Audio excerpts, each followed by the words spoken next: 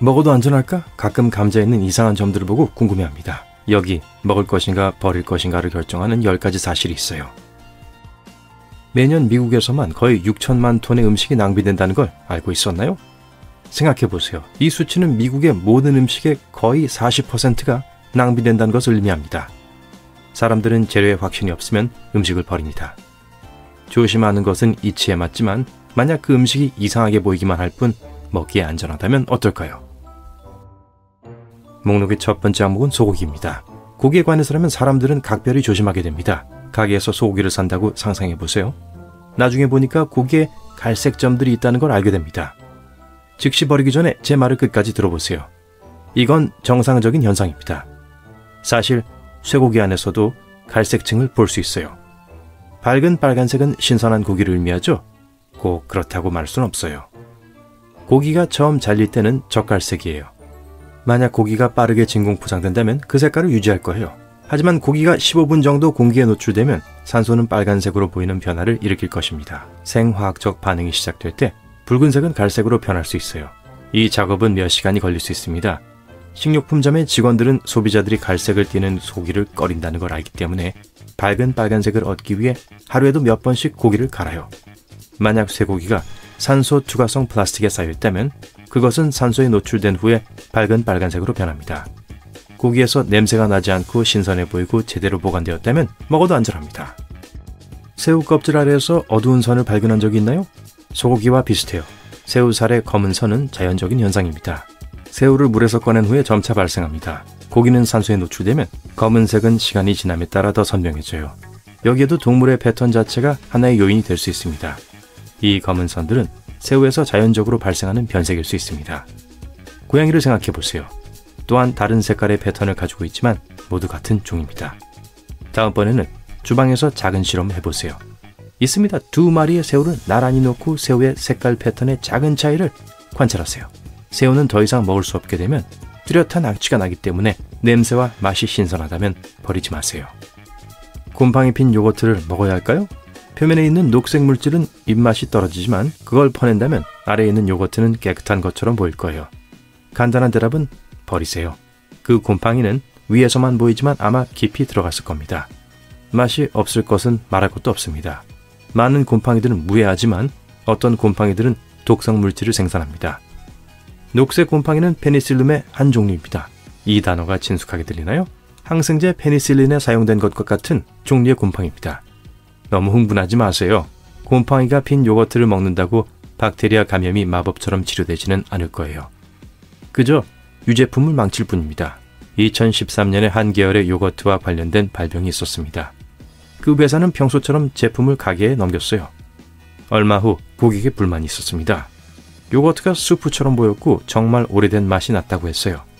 곰팡이의 일종이 이산화탄소를 방출하는 것으로 밝혀졌습니다. 그것은 제품을 거품이 나고 부풀게 만들었습니다. 그 회사와 다른 독립과학자들은 문제의 이 곰팡이가 사람들에게 해롭지 않다고 말했습니다. 하지만 200명 이상의 사람들이 영향을 받았다고 보고했어요. 그래서 이런 일은 여전히 일어날 수 있습니다. 본인의 직감을 믿으세요. 새로 개봉한 포장지에서 곰팡이를 발견한다면 제조업체에 문의하세요. 시스템 문제를 회사에 알리고 잠재적인 미래 제품 낭비를 방지함으로써 다른 사람들이 동일한 환경에 직면하는 것을 방지할 수 있습니다. 게다가 회사는 아마도 보상을 하고 싶어 할 것이에요. 새 요거트를 주거나 무료 제품을 위한 쿠폰을 제공할 수도 있어요. 아보카도는 왜 가끔 안에 갈색 점이 있을까요? 엄밀히 말하면 먹을 수 있지만 먹고 싶은 기분이 들지 않을 거예요. 아보카도는 비타민 C, E, K와 B6와 같은 많은 비타민의 원천이고 마그네슘, 칼륨 등의 건강에 좋은 성분이 많이 들었습니다. 아보카도는 그런 건강식물이 되기 위해 열심히 일해요. 이 안에는 영양분, 물, 당분이 흐르고 있어요. 네, 엄밀히 말하면 아보카도는 과일이에요. 어쨌든 아보카도는 정맥과 같은 수송 경로를 가지고 있어요. 이런 경로는 일반적으로 우리에게 보이지 않습니다. 뭔가 비정상적으로 될 때까지는요. 아보카도가 너무 추운 온도에서 필요 이상으로 오랜 시간 동안 저장되는 경우죠. 그 결과 조직세포가 약화되고 악화되기 시작할 수 있어요. 전문가들은 아보카도가 수확된 후에 우리가 과일을 사기 전에 냉장고에 몇 주 동안 머무르면 혈관 갈색화가 일어날 수 있다고 말합니다. 이런 현상은 아보카도를 며칠 동안 실온에 두면 나타납니다. 너무 심하게 자책하지 마세요. 여러분 잘못이 아니에요. 그렇다면 먹어야 할까요? 아니면 버려야 할까요? 갈색 점박이 아보카도는 먹을 수 있지만 먼저 맛을 보는 게 좋을 거예요. 일반적인 것에 비해 맛이 없을 수도 있습니다. 감자 껍질 아래 하얀 부분은 어떨까요? 먹어도 될까요? 버려야 할까요? 검은 멍 자국 같지만 검은색은 아닙니다. 만약 감자의 바깥층이 정상적으로 보인다면 그 이상하게 생긴 하얀 매듭은 곰팡이가 아니에요. 곰팡이가 빈 감자는 변질됩니다. 부드러워지고 주름이 지거나 물렁물렁해질 거예요. 감자의 겉모습이 깨끗하고 정상적으로 보이는 한 그 안에 해로운 미생물이 자라고 있지 않아요. 이 눈에 띄게 하얀 부분은 감자가 멍이 들었기 때문에 형성될 수 있는데 아마도 수확 중에 밭에서였을 겁니다. 요약하자면 먹어도 괜찮아요. 감자를 썰 때 나오는 하얀 얼룩이 문제가 될 수 있어요. 도마 위에 자국이 보여요. 전문가들은 어떤 감자는 더 높은 수준의 물과 녹말 함량을 가지고 있다고 말합니다. 그 결과 도마가 평소보다 조금 더 지저분해져요. 걱정할 필요 없어요. 감자 얘기를 계속할게요. 모든 버전의 감자를 사랑하고 아침부터 저녁까지 끼니마다 먹을 수 있기 때문이 아니라 감자칩에 있는 갈색 반점이 무엇인지 알고 싶기 때문입니다. 먹어도 될까요? 버려야 할까요? 이것은 사소한 결함으로 간주합니다. 칩의 안전성에는 영향을 주지 않아요. 멍 때문에 또는 튀긴 결과로 생기는 거예요. 때때로 마늘이 자체적으로 더 많은 마늘을 만들려고 노력하는 것을 볼 수 있습니다. 네, 싹이 났어요. 문제는 새싹이 돋은 마늘을 먹어도 괜찮냐는 것입니다. 아니면 버려야 할까요? 만약 녹색 새싹이 마늘 중심에 있다면 괜찮아요. 마늘 맛이 평소보다 더 강하겠지만요. 다른 재료들과 함께 요리하면 전혀 문제가 없을 거예요. 맛이 그렇게 강하진 않을 겁니다. 벌레가 있는 사과를 먹어도 될까요? 대부분의 사람들은 우연히 벌레가 있는 사과를 먹는다는 생각을 견딜 수 없지만 그것은 문화적인 거예요. 그래서 답은 먹어도 된다입니다. 결국 벌레는 과일에 약간의 단백질을 첨가하죠. 이 벌레는 해로운 기생충을 가지고 있지 않습니다. 사과 속으로 들어가요. 과일의 입구 부분은 시간이 지나면 썩어서 맛이 없을 수도 있습니다. 맛 외에도 썩은 부분은 모두 먹기에 안전합니다. 하지만 그렇게 안전하지 않을 수도 있는 것은 떨어진 사과를 먹는 거예요. 아마도 꽤 오랫동안 땅에 있었을지도 몰라요. 토양에 해로운 박테리아가 사과 속으로 몰래 들어가기에 충분한 시간이었을 수도 있습니다. 떨어뜨린 사과로 만든 살균되지 않은 사과 주스를 마시고 건강 문제를 경험한 몇몇 사례들이 있습니다.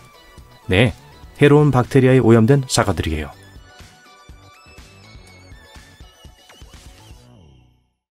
만약 전화를 걸었지만 상대방이 꼭 받지 않길 바란다면 슈퍼볼 밤에 시도해보세요. 1억 명 이상의 사람들이 미국이 제일 좋아하는 스포츠 결승전을 즐기는데 이것은 그의 시청률이 가장 높은 텔레비전 프로그램이에요. 비록 손으로 경기를 하지만 미식축구는 이 두 스포츠, 럭비와 축구, 유럽에서는 풋볼로 알려진 것에서 발전되어서 이렇게 불려요.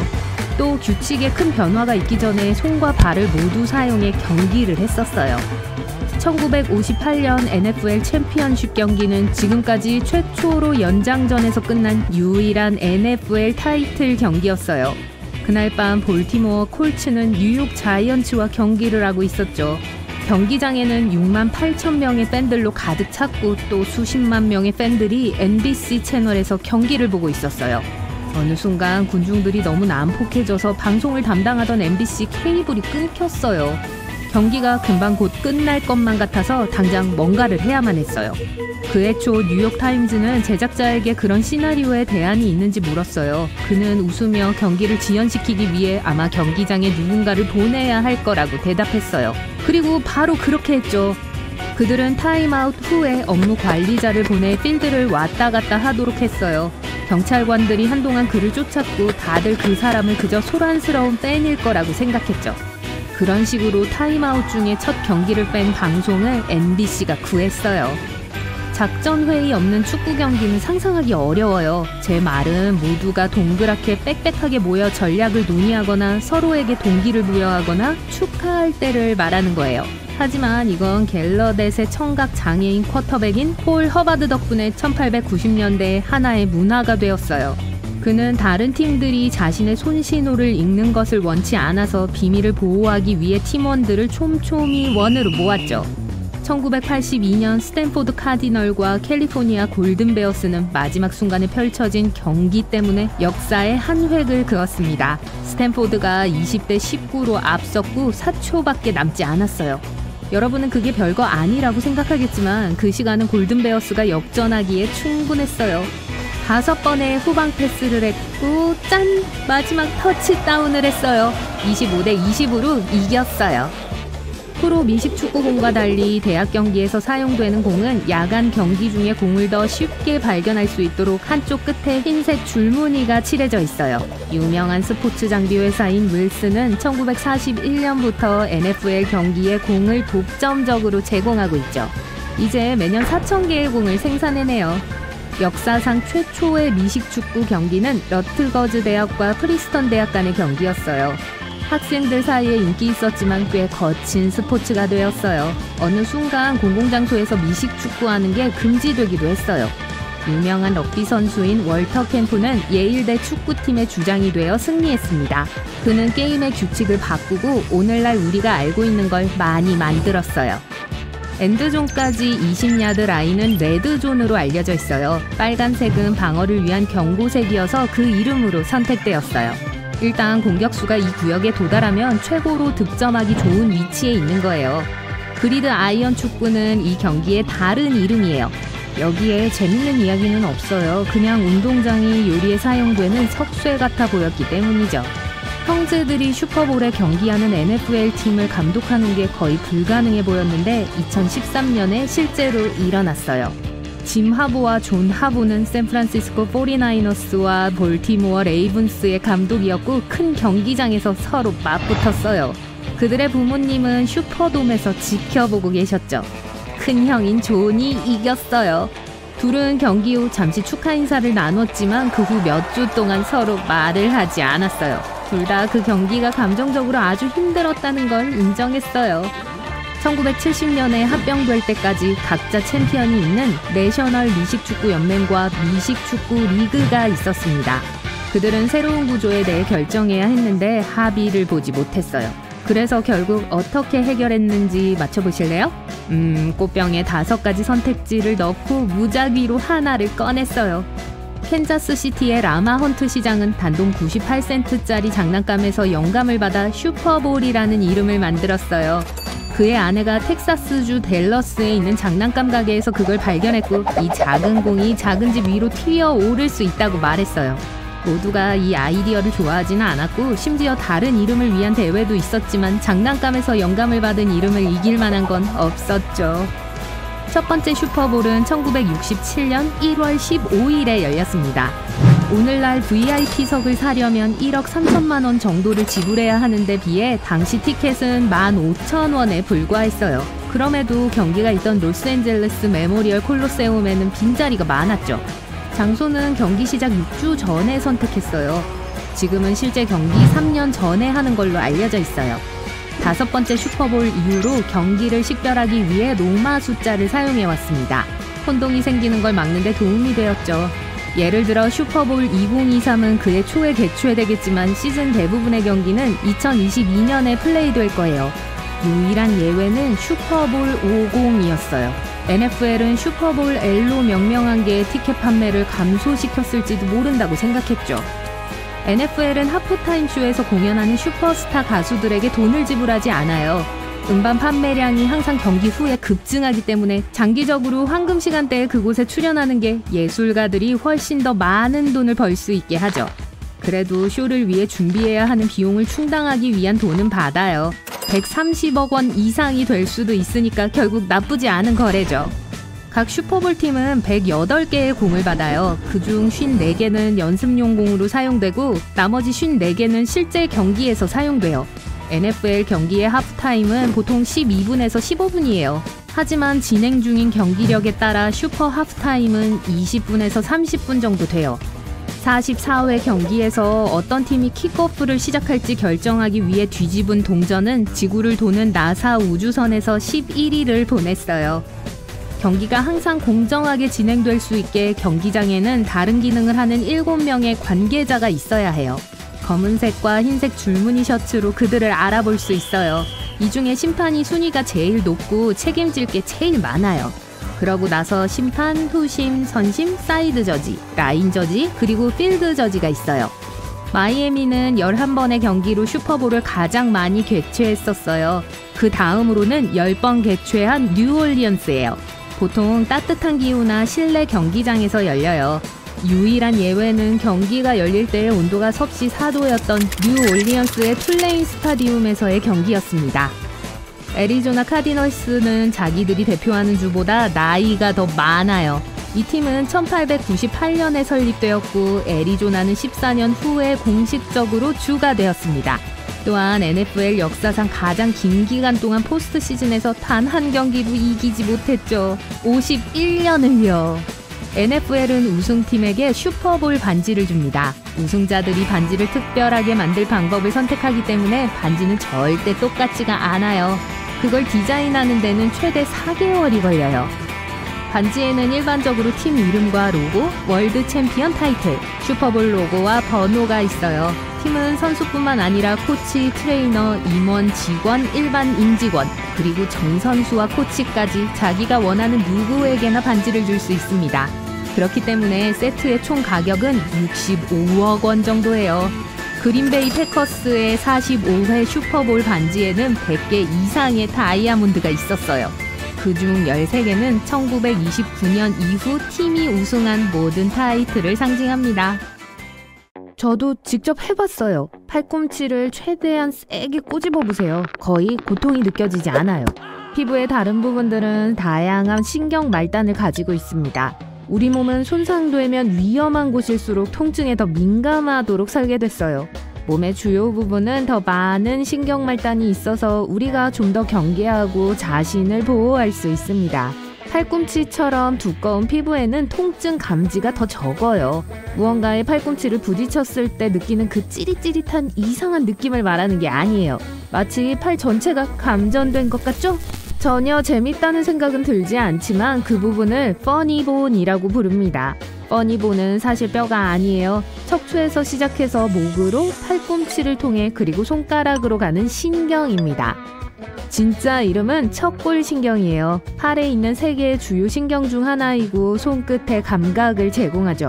척골신경은 근육, 지방, 뼈에 의해 잘 보호됩니다. 하지만 이 신경이 노출되는 부분이 한 곳 있는데 거기가 바로 팔꿈치에 있는 퍼니본이에요. 다르긴 하지만 아킬레스 이야기의 실제 버전 같죠? 이제 퍼니본을 부딪혔을 때 왜 느낌이 다른지와 팔꿈치를 꼬집어도 아무 통증이 느껴지지 않는지 알게 됐어요. 다음 현상은 사회적으로 어색한 순간에 발생합니다. 항상 그런 건 아니에요. 짝사랑하는 사람이 칭찬을 할 때 발생할 수도 있으니까요. 얼굴 붉히는 걸 말하는 거예요. 사랑에 빠졌을 때 뱃속에서 정말로 나비가 퍼덕거리는지는 알 수 없어요.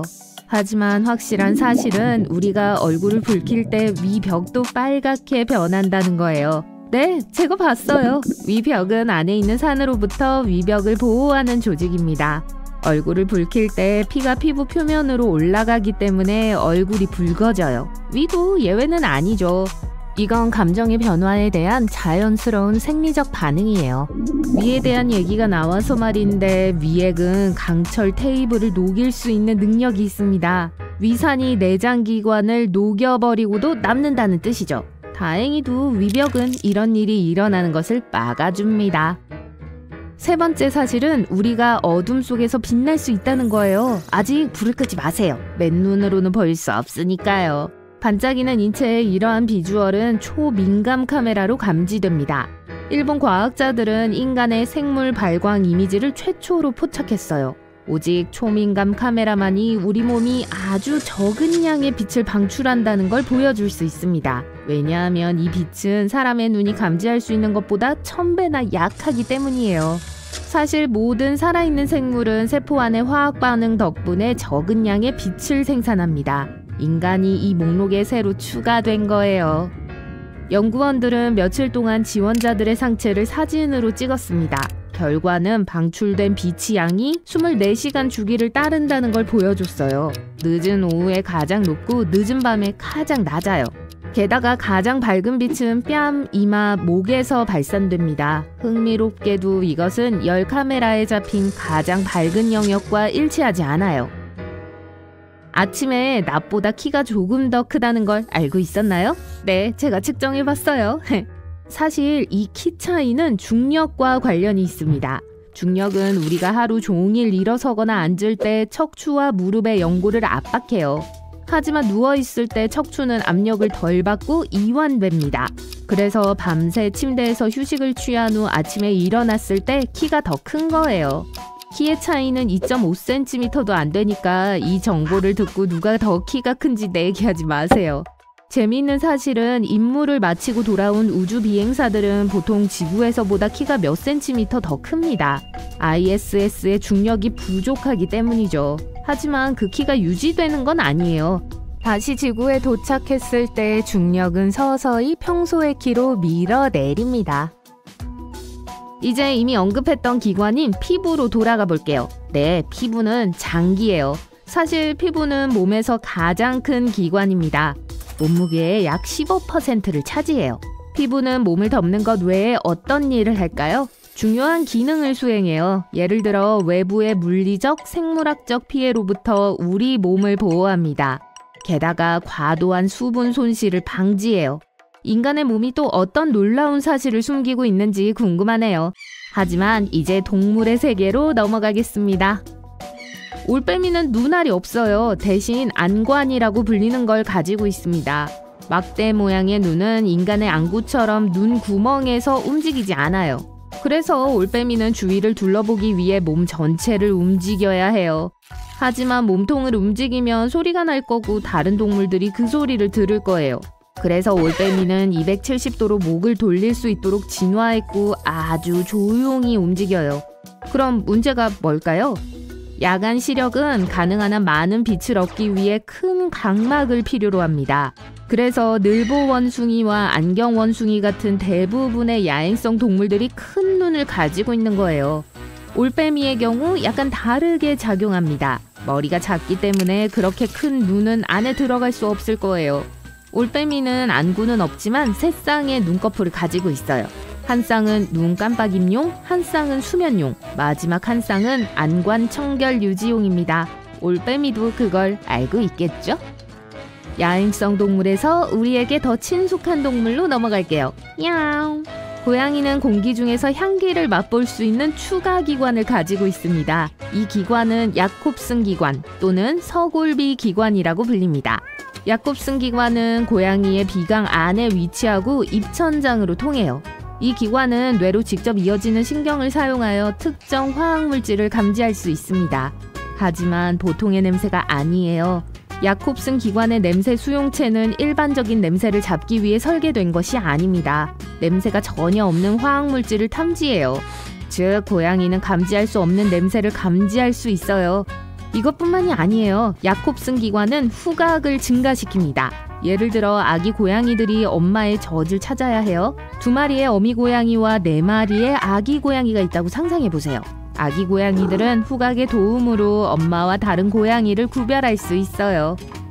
두 사람이 만났을 때 서로의 바디 랭귀지를 평가합니다. 고양이들은 보통 서로의 머리를 냄새 맡아요. 이 인사 방법은 페로몬을 방출하고 한 고양이에 대해 다른 고양이에게 많은 것을 알려줍니다. 다른 고양이가 어떤 음식을 좋아하거나 건강한지 아닌지를 알 수 있어요. 심지어 다른 고양이가 행복한지 우울한지도 알 수 있어요. 다 야콥슨 기관 덕분이에요. 이제 고양이에 대한 또 하나의 사실이 있어요. 고양이 코는 패턴처럼 보이는 뚜렷한 능선을 가지고 있어요. 인간의 지문과 비슷하게 모든 고양이들은 독특한 코 지문을 가지고 있습니다. 신분증과 같아요. 좋아, 야옹아. 네가 꽃병을 깨뜨렸다는 거 알고 있어. 네 코 지문이 잔뜩 묻어 있었어. 자, 이제 거래를 해볼까? DVD를 씹어놓은 그 개에 대해 알고 있는 걸 말해봐. 애견 애호가 여러분도 잊지 않았어요. 아마 들어봤을 만한 얘기가 있어요. 개가 생맹이라는 거죠. 사실이 아니에요. 개가 감지할 수 있는 색의 범위는 인간이 볼 수 있는 스펙트럼에 비해 제한적인 건 사실입니다. 개의 색상 팔레트는 대부분 노란색, 파란색, 보라색으로 구성되어 있어요. 우리가 보는 빨강, 초록, 오렌지색은 개의 눈에는 띄지 않습니다. 거북이에 관한 사실도 있어요. 거북이는 원할 때 언제든지 껍질을 나갔다가 들어올 수 없어요. 사실 거북이는 껍질에 완전히 붙어 있습니다. 등껍질은 사람의 피부와 비슷하게 거북이와 함께 자랍니다. 거북이의 등껍질은 50개의 뼈로 이루어져 있어요. 또한 척추와 갈비뼈가 있는 골격을 포함해요. 그래서 어디든 껍질을 가지고 가요. 마치 떼어놓고 갈 수 없는 캠핑카처럼요. 야구모자 위에 있는 작은 단추는 순수하게 미적인 용도로 그곳에 있어요. 그나저나 이 작은 것에는 이름이 있어요. 전문가들은 이걸 스쿼초라고 불러요. 이것의 원래 기능은 모자의 패널 4개를 함께 고정하는 거였어요. 모자 제작이 개선되면서 패널을 함께 고정하기 위해 그게 필요하지 않게 되었고 스쿼초는 제거되었어요. 하지만 그것 없이 모자는 예전 같지 않았죠. 얼마 지나지 않아 스쿼초는 대중의 요구로 돌아왔어요. 원래 하이힐은 갈라와 무도회를 위한 게 아니었어요. 10세기에 평평한 밑창으로는 말타기가 꽤 힘들었고 많은 기수들의 발이 등자에서 끊임없이 떨어졌어요. 하이힐은 그 문제를 해결하는 데 도움이 됐어요. 그걸로 그립이 훨씬 더 강하게 안정되어졌고 인기도 많아졌죠. 세련된 의상에 어울리는 패션 액세서리가 되는 데는 오래 걸리지 않았어요. 유명한 사람들은 이걸 신고 있지 않은 모습을 보이고 싶어 하지 않죠. 화려한 굽을 신고 말을 타는 건 고급 스포츠카를 소유하는 것과 같아요. 처음에 힐은 남자들이 주로 신었지만 17세기에 여성들이 이 상징적인 트렌드를 신기 시작했어요. 그 일의 가장 큰 사건 중 하나죠. 고대 로마에서는 소금이 너무 귀해서 사람들은 그걸 백색의 금이라고 불렀어요. 찌는 듯한 더위와 냉장고가 없는 곳에서 소금의 목적은 주로 고기와 생선을 보존하는 거였어요. 보너스로 소금은 모든 걸 더 맛있게 만들었어요. 라틴어로 소금인 쌀은 급여를 지불하는 데 돈 대신 쓰이기도 했어요. 여기서 월급이라는 셀러리라는 단어가 유래되었어요. 쌀은 인류 역사상 가장 오래된 재배식품이에요. 야생 플로서의 기원은 약 15,000년 전 동남아시아의 작은 계곡에서 시작되었어요. 오늘날 이것은 35억 명의 주식 및 인기 재료로 전 세계적으로 소비되고 있죠. 휴대폰 카메라나 노트북을 통해 쓰는 영상통화가 없는 세상은 상상하기 어려울 거예요. 기술로 재택근무와 같은 혁신적인 기술 개발에 도움을 주었어요. 하지만 영상통화의 본래 목적은 오늘날 우리가 쓰는 방식과는 거리가 있어요.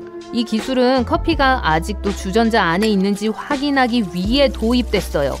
1993년 케임브리지 대학의 연구원들은 커피 한 잔을 마시기 위해 휴식을 취했을 때 주전자가 비어있다는 걸 발견하고는 좌절감을 느꼈어요. 그래서 그들은 그걸 감시하는 장치를 발명했고 컴퓨터에 커피 주전자의 실시간 스트리밍을 제공하는 카메라를 연결했죠. 이 연구원들 덕분에 우리는 이제 잠옷을 입고 일할 수 있어요. 우리는 알버트 아인슈타인의 다양한 업적을 알고 있지만 그가 공동 발명한 걸 간과한 게 있어요. 그의 학생들과 함께 아인슈타인은 변형된 냉장고를 발명했어요. 오늘날 우리가 쓰는 것과는 달라요. 1920년대에 냉장고는 독가스를 생산해서 별로 안전하지 않았어요. 아인슈타인은 전기를 필요로 하지 않고 움직이는 부품이 없고 작동하는 여론만을 필요로 하는 더 안전한 버전을 만들고 싶어 했어요. 불행하게도 충분한 자금이 없었기 때문에 프로젝트는 중단됐죠. 1950년대 후반 전기 냉장고가 인기를 끌었어요. 하지만 2008년 옥스포드 대학의 엔지니어들이 이 복고풍 디자인을 부활시켰어요. 아직도 그걸 연구하고 있지만 일단 완성되면 아인슈타인 냉장고는 전기가 없는 시골 지역과 자급자족하며 살고 싶어하는 사람들에게 유용하게 될 거예요. 저 무작 위로 되어 있는 쿼티 디자인은 작업을 더 쉽게 만들어주지 않아요. 1870년대에 크리스토퍼 스콜스는 타이핑 속도가 2배나 빠른 걸 보장하는 레이아웃을 발명했어요. 하지만 자주 쓰이는 문자가 서로 옆에 있어서 너무 빨라져서 기계들이 끊임없이 걸렸어요. 그래서 그는 쿼티 디자인을 개발했어요. 이건 타이피스트들이 독수리 타법을 쓰도록 만들었어요. 이런 식으로 그들은 문자를 찾아보고 검지로 천천히 타이핑했어요. 키보드는 오늘날에도 변함이 없으며 전 세계의 사람들은 그렇게 키보드에 적응했죠. 신발끈의 플라스틱 끈은 아글렛이에요. 그리고 사람들은 고대 로마부터 그걸 써왔죠. 물론 그 당시에는 플라스틱이 없었기 때문에 그 아글렛들은 돌, 유리 또는 심지어 금속으로 만들어졌어요. 돈이 많은 사람들은 노쇠나 은과 같은 귀금속으로 신발을 장식할 수 있었죠. TV와 리모컨 중에 어느 게 먼저 생겼죠? 원격 작동 기술은 수십 년 더 오래됐어요. 니콜라 테슬라는 전파로 기계 장치를 제어하는 기계를 만들었어요. 처음에는 원격 조종 보트를 통해 전파 입출력 작동 장치를 작동시키는 아이디어를 팔려고 시도했지만 잠재적인 구매자들은 관심이 없었어요. 그는 시대를 훨씬 앞섰는데 1956년에 마침내 리모컨이 텔레비전에 사용됐죠. 엔지니어 퍼시 스펜서는 1945년 우연히 뭔가 굉장한 걸 발명했어요. 그는 초기 레이더 시스템에 사용된 새로운 진공관인 마그네트론을 연구하고 있었어요. 프로젝트를 진행하는 중 주머니에 있던 초콜릿이 녹았다는 걸 발견했어요. 마그네트론의 가열 잠재력을 깨닫고 그는 팝콘으로 변한 옥수수 알맹이에 그걸 써봤어요. 그러고 나서 달걀로 시험을 해봤지만 상황이 너무 지저분해졌어요. 그래서 일단 노른자를 닦아내고 그는 에너지를 내부에 보관할 금속 상자를 만들었어요. 그렇게 최초의 전자레인지가 탄생하게 됐죠. 1733년 영국의 한 공작이 건축가 윌리엄 켄트에게 자신들의 아이들을 위한 여행장치를 만들어달라고 요청했어요. 윌리엄은 수락을 하고 최초의 유모차를 만들었지만 아무도 그걸 밀 필요가 없었어요. 손잡이 대신 마차처럼 만들어져 염소나 작은 조랑말이 끌었어요. 가격이 비싸서 몇 대만 만들어졌죠. 100년 이상 지난 1848년에 미는 손잡이가 달린 최초의 유모차가 출시되었고 가격이 더 저렴해졌어요. 경찰은 종종 도넛과 연관이 있죠? 그리고 왜 그런지는 사실 이유가 있어요. 1950년대 미국에서 야간 근무를 하는 경찰관들은 야식을 먹을 때 문 연 곳을 찾는 걸 어려워했어요. 이때의 도넛 가게들은 가족에 의해 운영되었어요. 그들은 다가오는 날을 위해 신선한 도넛을 제공하면서 밤새도록 열심히 일했죠.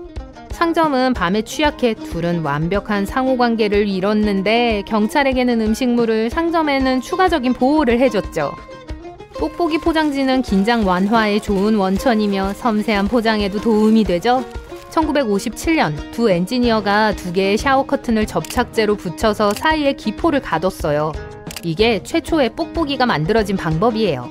그들이 찾고자 한 결과는 일종의 질감이 있는 벽지였어요. 하지만 시장에서 잘 팔리지 않았어요. 얼마 후 그들은 그걸 온실용 단열재로 팔려고 했어요. 그리고 또다시 실패했어요. IBM에서 섬세한 컴퓨터 부품을 선적해야 했던 1960년에 모든 게 바뀌었어요. 뽁뽁이 포장지는 완벽했고 그들은 계속해서 협력했죠. 폰으로 지도를 사용하는 게 길을 찾는 훨씬 더 쉬운 방법이 되었지만 한때는 오래된 소형 지도가 유일한 선택사항이었기 때문에 경쟁력 있는 산업이 탄생됐었죠. 경쟁이 너무 심해서 지도 제작자들은 경쟁자들이 훔치는 걸 막기 위해 지도에 유령 정착지를 그려놓기도 했어요. 이 가짜 마을은 저작권 덫이라고 불렸어요. 하지만 이 가짜 정착지들 중 하나가 실제가 됐어요. 뉴욕의 아글로는 제너럴 드래프팅 컴퍼니에 의해 지도에 그려졌어요. 또 다른 경쟁 지도 제작자 또한 이 마을을 자신들의 지도에 그려넣었고 저작권 덫이 발동됐죠. 하지만 법정에서 1950년에 상점이 실제로 그곳에 세워졌다는 걸 발견했어요. 그리고 주인은 지도를 보고 아글로가 실제 지역이라고 생각해서 그 이름을 따서 가게 이름을 지었던 거예요. 그래서 불법적인 것이 없었는데 엄밀히 말해 그 잡화점 덕분에 아글로가 진짜가 됐기 때문이죠. 1943년 일리노이에서 온 베스타 스타우트는 소포를 고정하는 작업을 하고 있었어요. 그녀는 비에 젖으면 떨어져 나가는 형편없는 종이 테이프에 실망했어요. 그래서 상사에게 방수 테이프를 만들어 달라고 부탁했어요. 그녀의 요청은 무시되었지만 그녀는 더 나은 테이프를 만드는 방법에 대한 아이디어를 담아 루즈벨트 대통령에게 편지를 썼어요. 그녀는 자신의 컨셉을 설명했을 뿐만 아니라 세부적인 디자인도 제공했죠. 루즈벨트는 이 아이디어를 승인했고 변경을 명령했어요. 그 새 테이프는 화물 운송에 아주 큰 도움이 되어 모든 사람들이 그걸 원했고 그래서 철물점에서 팔기 시작했어요.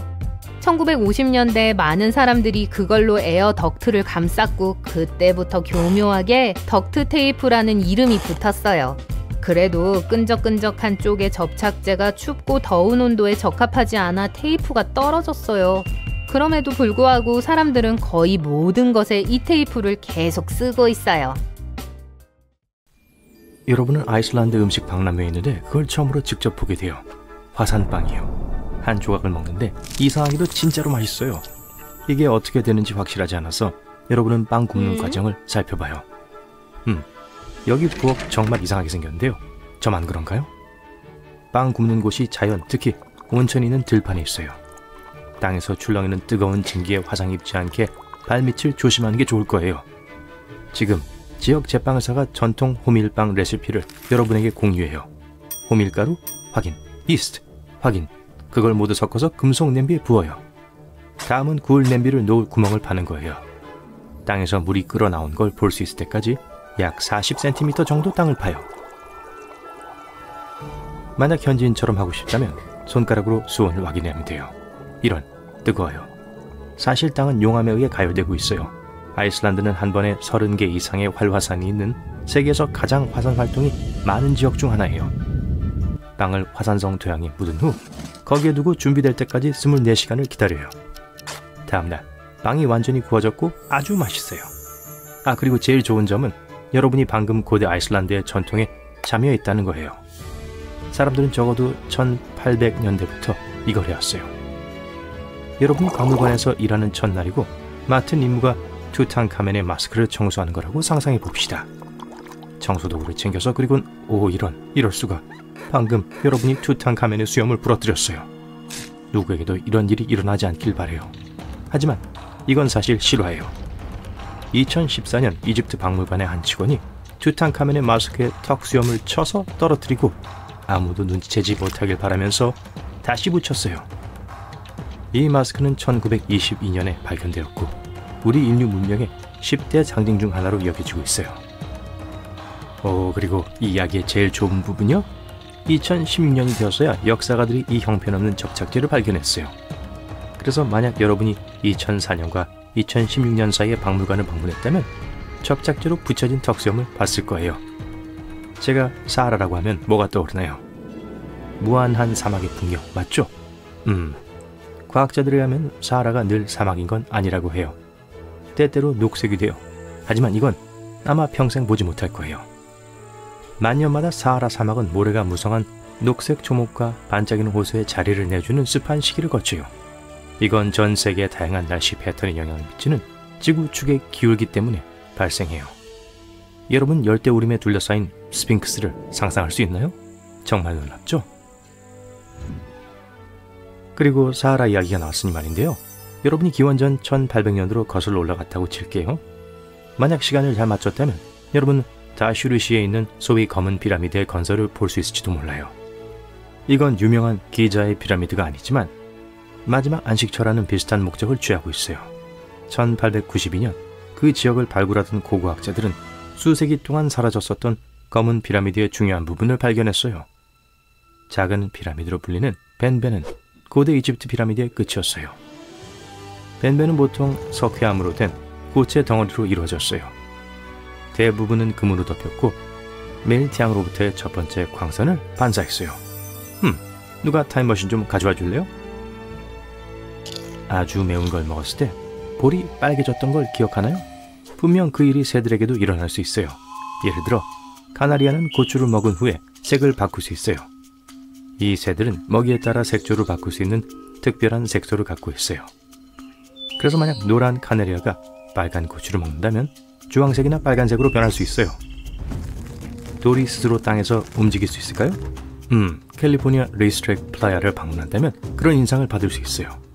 이 장소는 건조한 호수 바닥이고 세계에서 가장 이상한 현상 중 하나인 소위 항해하는 돌의 본거지예요.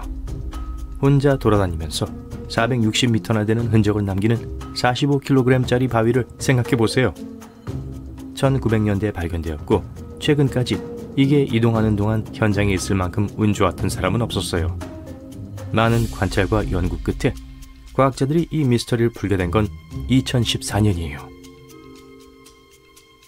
항해하는 돌은 바람, 얼음, 물의 완벽한 균형 덕분에 나타난 거예요.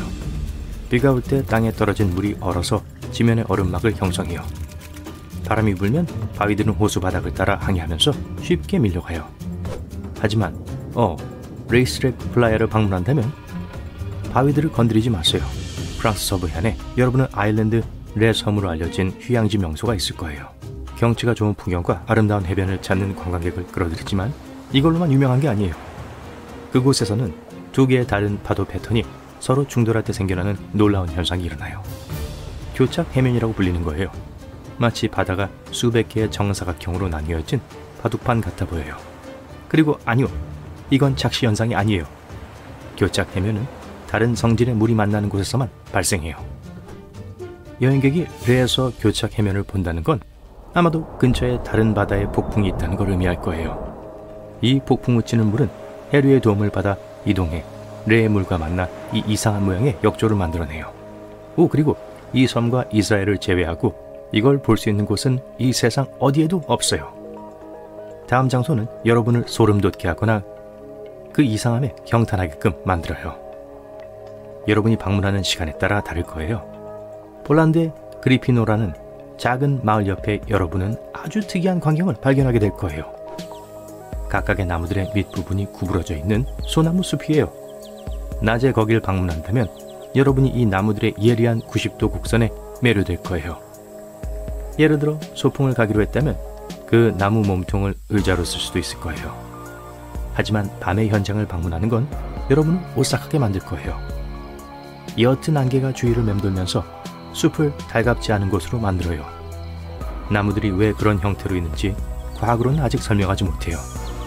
자, 여러분은 낮에 방문할 건가요? 아니면 밤에 방문할 건가요? 하이킹을 갔다가 갑자기 큰 안개구름을 만났어요.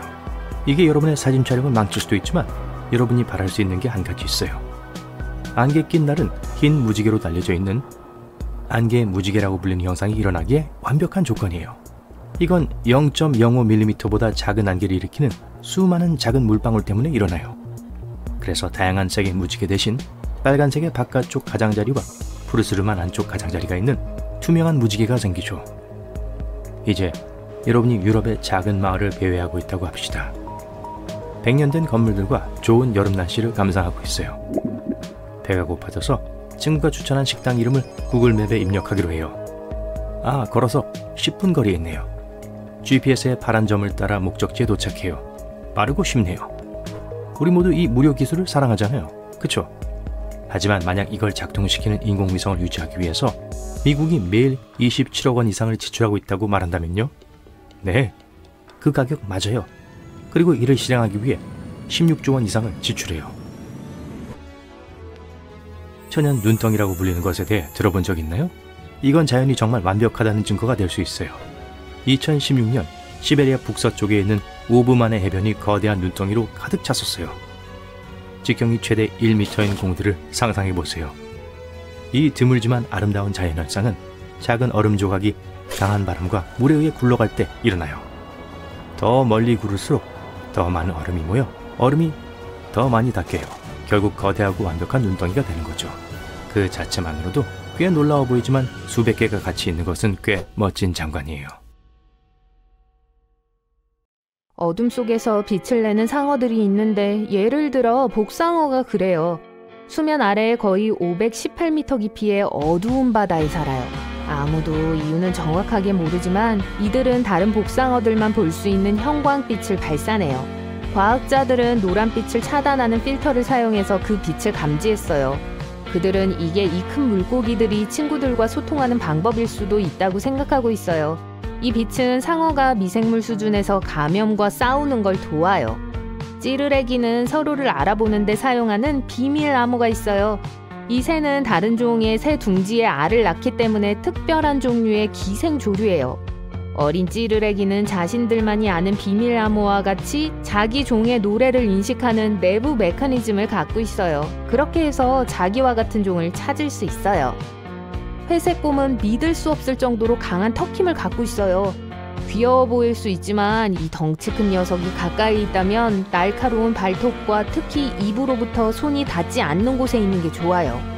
턱힘이 800만 파스칼 이상인데 볼링공을 으스러뜨릴 수 있다는 걸 의미해요. 어떤 동물들은 피부 깊숙한 곳까지 줄무늬가 있고 다른 어떤 동물들은 좀 더 겉핥기식인 걸 갖고 있어요. 호랑이가 첫 번째 그룹에 속해요. 털에 줄무늬가 있을 뿐만 아니라 피부에도 줄무늬가 있어요. 눈표범과 같은 다른 털복숭이 큰 고양이들도 마찬가지예요. 기린과 얼룩말은 털에만 무늬가 있기 때문에 두 번째 그룹에 속해요. 얼룩말 이야기가 나와서 말인데 검은색에 흰색 줄무늬가 있는 걸까요? 아니면 흰색에 검은색 줄무늬가 있는 걸까요? 처음에는 두 번째 선택이 맞는 것 같아 보여요. 검은 줄무늬는 대부분 다리 안쪽과 배 쪽으로 끝나요. 그리고 나머지 부분은 흰색이에요. 하지만 그건 사실이 아니에요. 놀랍게도 검은색에 흰색 줄무늬가 있어요. 흰색과 검은색, 모든 털은 멜라노사이드 세포가 있고 모낭에서 자라요. 모든 동물들은 이런 세포를 갖고 있어요. 이것들은 멜라닌이라고 불리는 색소를 생성하고 털과 피부에 색을 줘요. 얼룩말의 경우 화학 전달자는 어떤 멜라노사이트가 어떤 털의 어느 부분에 색을 보낼지 알려줘요. 그래서 얼룩말은 검은색과 흰색 줄무늬를 가지게 된 거예요. 하지만 흰색은 사실 그 자체 색소가 아니에요. 멜라닌 결핍으로 생겨난 거죠.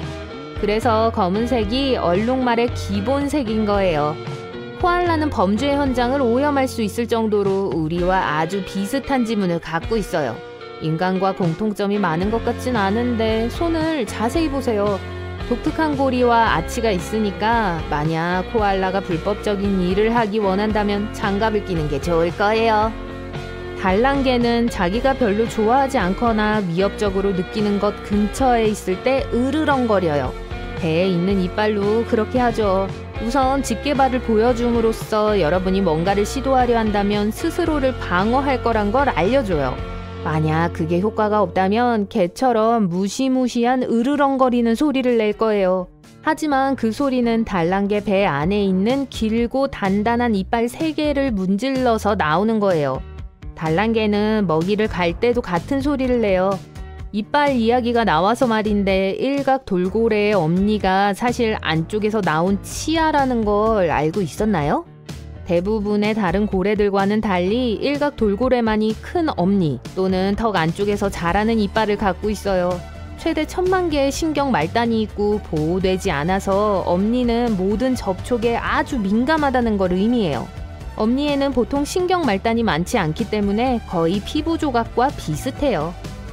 인간의 95%가 오른손잡이에요. 그리고 큰 돌고래도 마찬가지예요. 그 중에는 인간들보다 오른손잡이가 훨씬 더 많아요.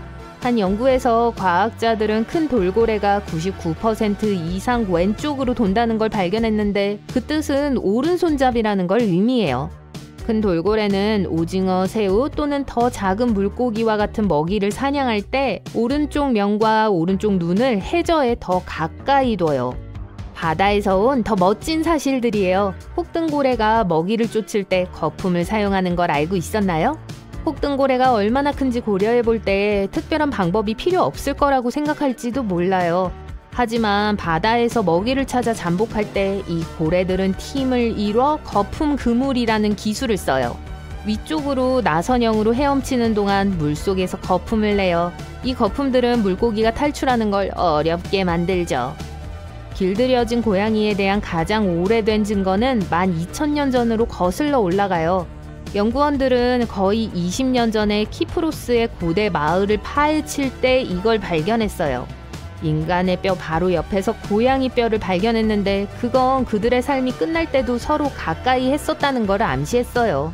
인간들은 사냥꾼이기 때문에 29,000년 전쯤에 먼저 개를 길들였어요. 개들은 인간이 다른 동물들을 잡는 걸 도왔어요. 하지만 인간들은 정착하고 잉여 작물을 저장하기 시작할 때까지 고양이가 필요하다고 생각하지 않았죠. 생쥐는 곡물가게의 단골 손님이 되었고 그래서 그 시기에 고양이들이 유용해지기 시작했어요. 퍼피는 몸을 긁고 싶을 때 아주 획기적으로 긁어요. 분명 멋진 부리를 자랑스러워할 수 있지만 확실히 긁는 데에는 충분하지 않다고 생각했나 봐요. 연구원들은 퍼핀이 가려운 곳을 긁기 위해 자발적으로 작은 나무 막대기를 가져오는 경향이 있다는 걸 알아차렸어요. 맨해튼의 작은 지역에만 사는 특별한 종류의 개미가 있어요. 63번가와 76번가 브로드웨이 중앙이 이 기어다니는 동물이 자신들에게 가장 적합한 장소라고 결정지은 곳이에요. 맨해튼 개미는 유럽에서 온 것 같아 보이지만 사실 여기에 필적할 수 있는 유럽 개미종은 없어요.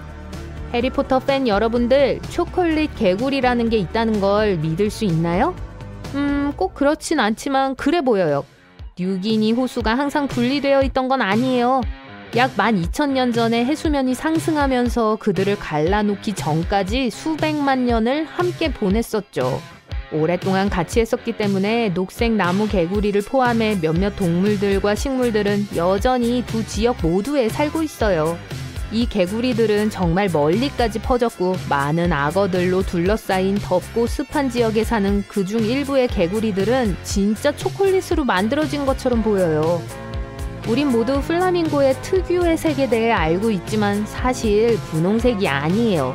플라밍고는 태어날 때 회색인데 자신들이 먹는 남조류와 새우 식단이 아니었다면 그렇게 계속 있었을 거예요. 이 음식에는 특정한 천연 염료가 있는데 그래서 플라밍고 깃털은 시간이 지남에 따라 분홍색으로 변해요. 어린 태즈메니아 대불이 자라서 엄마를 떠나면 함께 어울리며 평생 지속되는 유대감을 형성해요. 그뿐만 아니라 소들도 우리가 생각하는 것보다 더 강한 사회적 유대감을 갖고 있어요. 사귀는 걸 좋아하고 오래 지속되는 우정을 쌓아요. 한 연구에 따르면 가장 친한 친구들과 떨어져 있을 때 스트레스의 표시로 심박수가 크게 증가한다는 것도 발견했어요. 여러분이 겨울 동안 이가 달달거리는 소리를 들으며 자켓을 잠그는 대신 자신을 꽁꽁 얼릴 수 있다고 상상해보세요. 이건 개구리들이 하는 거예요. 수생 개구리는 대부분 물속에서 겨울잠을 자고 겨울의 대부분을 연못, 호수 또는 다른 물의 바닥에서 보내요. 두꺼비와 개구리는 일반적으로 냉혈 동물인데 이건 몸의 온도가 주변의 온도에 따른다는 걸 의미해요. 그래서 개구리들은 주요 장기의 높은 농도의 당이나 포도당 때문에 겨울 동안 얼 수 있어요. 일단 동결이 풀리면 아무 일도 없었다는 듯이 계속 지내요. 문어는 3개의 심장과 푸른색의 피를 갖고 있어요. 시속 40km의 속도로 움직일 수 있고 포식자의 시야를 흐리게 할 뿐만 아니라 실제로 그들을 해치는 잉크를 뿌리죠. 또 9개의 뇌를 갖고 있어요. 중앙에 있는 뇌와 팔에 있는 8개의 뇌죠. 그래서 중앙의 뇌가 다른 일을 하느라 바쁠 때 팔로 조개를 열 수 있는 거예요. 문어는 팔로도 맛을 볼 수 있어요. 해양 생물이 생산하는 화학물질을 감지하는 방식으로 팔을 만지고 맛을 보게 해주는 세포가 빨판에 있어요. 이런 식으로 문어는 먹이와 바위를 구별할 수 있어요. 개를 위한 교정기, 상상할 수 없을 정도의 화려한 새우, 불꽃을 내뿜는 물고기. 동물의 왕국은 자연이 엄청난 창의력을 갖고 있다는 걸 증명하는 놀라움으로 가득해요. 머리카락 한 가닥은 0.85kg까지 지탱할 수 있어요. 그건 이론적으로 여러분 머리에 있는 모든 머리카락이 다 자란 코끼리 2마리의 무게를 지탱할 수 있다는 뜻이에요. 어떤 달팽이는 3년까지 잠을 잘 수 있어요. 하지만 보통 13시간에서 15시간 동안 낮잠을 자고 일어나면 30시간의 에너지를 얻어요. 매미는 13년이나 17년마다 땅속에서 나와요. 이건 다른 동물이 매미를 먹이 공급원으로 의존할 수 없도록 생물학적으로 적응한 거예요. 대부분의 동물들은 수명이 더 짧거든요. 과학자들은 초기 인류가 사냥하는 동안 과열되지 않기 위해 털을 잃었다는 이론을 제시하고 있어요. 대신 체온을 유지하기 위해 지방을 저장하도록 진화했죠. 그래서 머리에 길고 두꺼운 머리카락이 뒤덮여 있는 거예요. 두피에는 지방이 없거든요. 개들도 사람처럼 이빨을 고치기 위해 교정기를 착용할 수 있어요. 그리고 믿을지 모르겠지만 이 발명품은 지금 30년 넘게 존재하고 있어요. 개들은 충치 및 치아에 크라운을 했을 때 이빨 중 하나가 깨지면 치과 필링 치료를 할 수 있어요. 세상에서 제일 작은 원숭이인 피그미 마모셋은 여러분의 엄지를 나무줄기처럼 안을 수 있어요.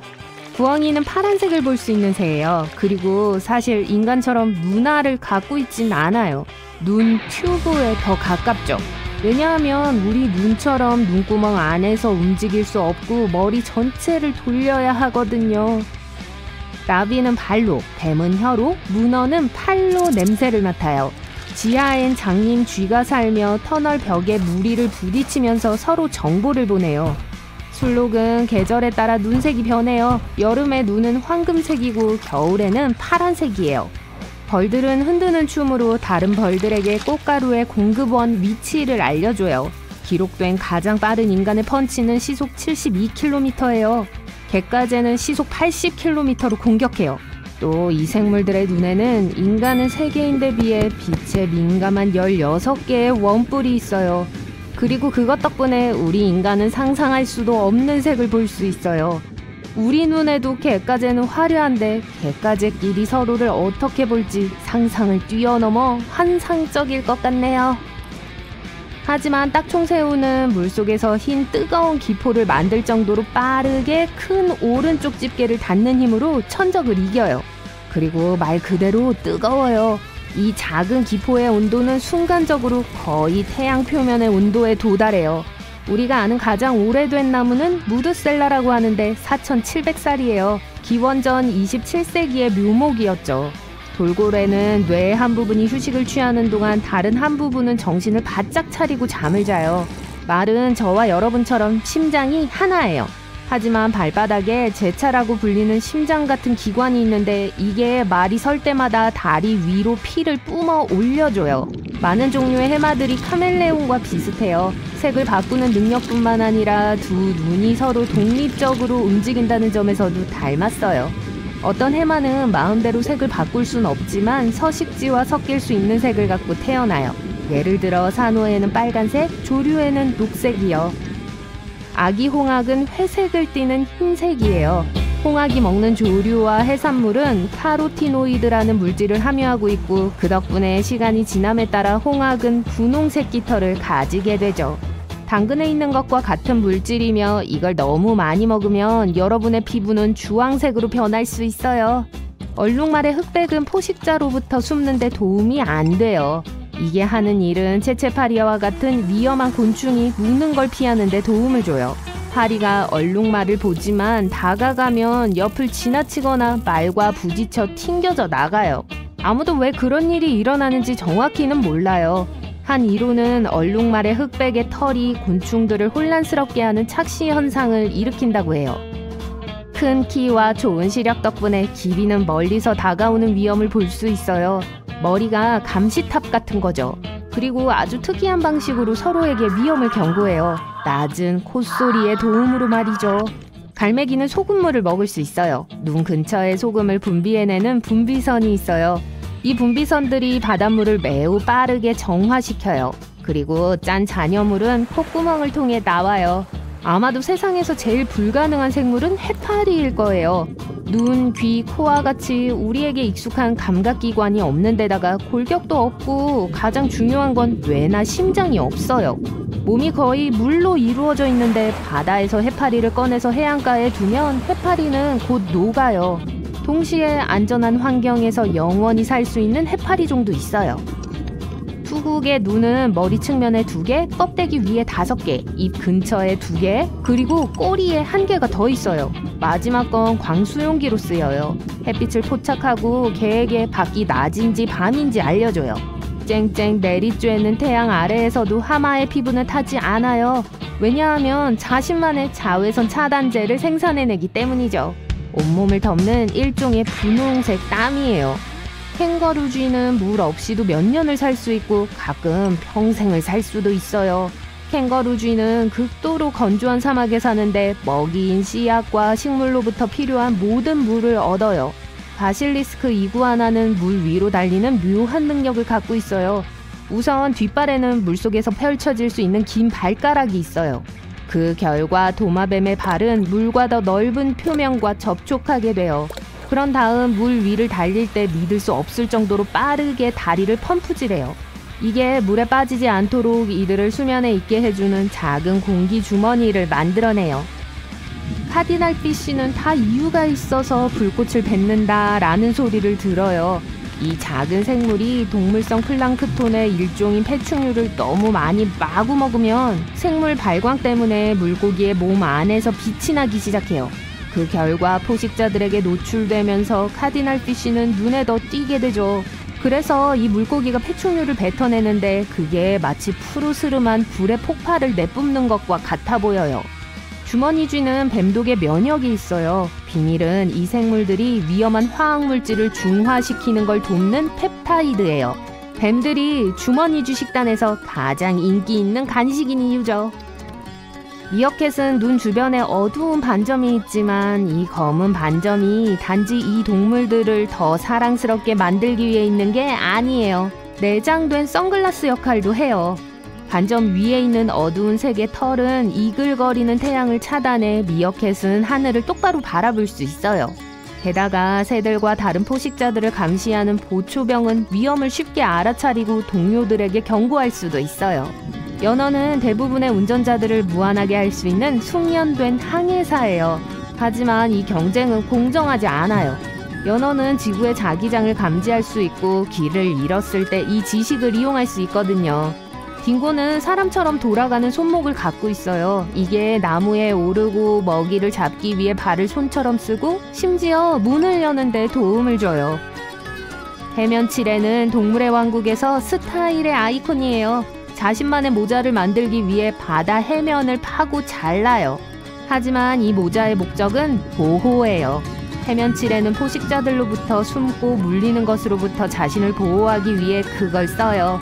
날다람쥐는 분홍색을 내뿜으며 자외선 아래에서 빛나요. 그건 날다람쥐가 빛을 흡수하고 그걸 다른 파장으로 다시 방출하기 때문에 일어나요. 주머니는 보통 셔츠의 왼쪽에 있습니다. 대부분 사람들이 오른손잡이이기 때문이죠. 이건 속설일까요? 사실일까요? 사실입니다. 많은 제품이 오른손잡이에게 유리해요. 왼손잡이들은 여러 가지 측면에서 이에 공감하실 텐데요. 대중교통을 예로 들어볼게요. 역의 스캐너가 일반적으로 오른쪽에 있는 걸 본 적이 있으신가요? 가정용 장비와 기기는 또 다른 예예요. 가위, 핀셋, 병따개, 기타 많은 주방 및 가전제품은 오른손잡이를 염두에 두고 설계됐어요. 셔츠 주머니도 마찬가지예요. 양손을 똑같이 사용하는 사람도 있고 작업마다 선호하는 손이 바뀌는 사람도 있지만 전반적으로 대부분의 사람들은 오른손잡이입니다. 한 연구에 따르면 전 세계 인구의 75에서 90%가 오른손잡이, 10%가 왼손잡이라고 해요. 즉 대부분의 사람들은 옷의 오른쪽보다 왼쪽에 주머니가 있는 것이 더 편리합니다. 직접 사용해보세요. 오른쪽 주머니에 손을 넣으려고 하면 팔꿈치가 약간 접히죠? 반면 왼쪽은 팔꿈치가 호 모양을 만들기 때문에 주머니에 물건을 넣거나 꺼내기가 더 쉽습니다. 단백질을 더 많이 섭취하면 근육이 커집니다. 보디빌더 여러분, 이에 대해 어떻게 생각하시나요? 신화인가요? 사실인가요?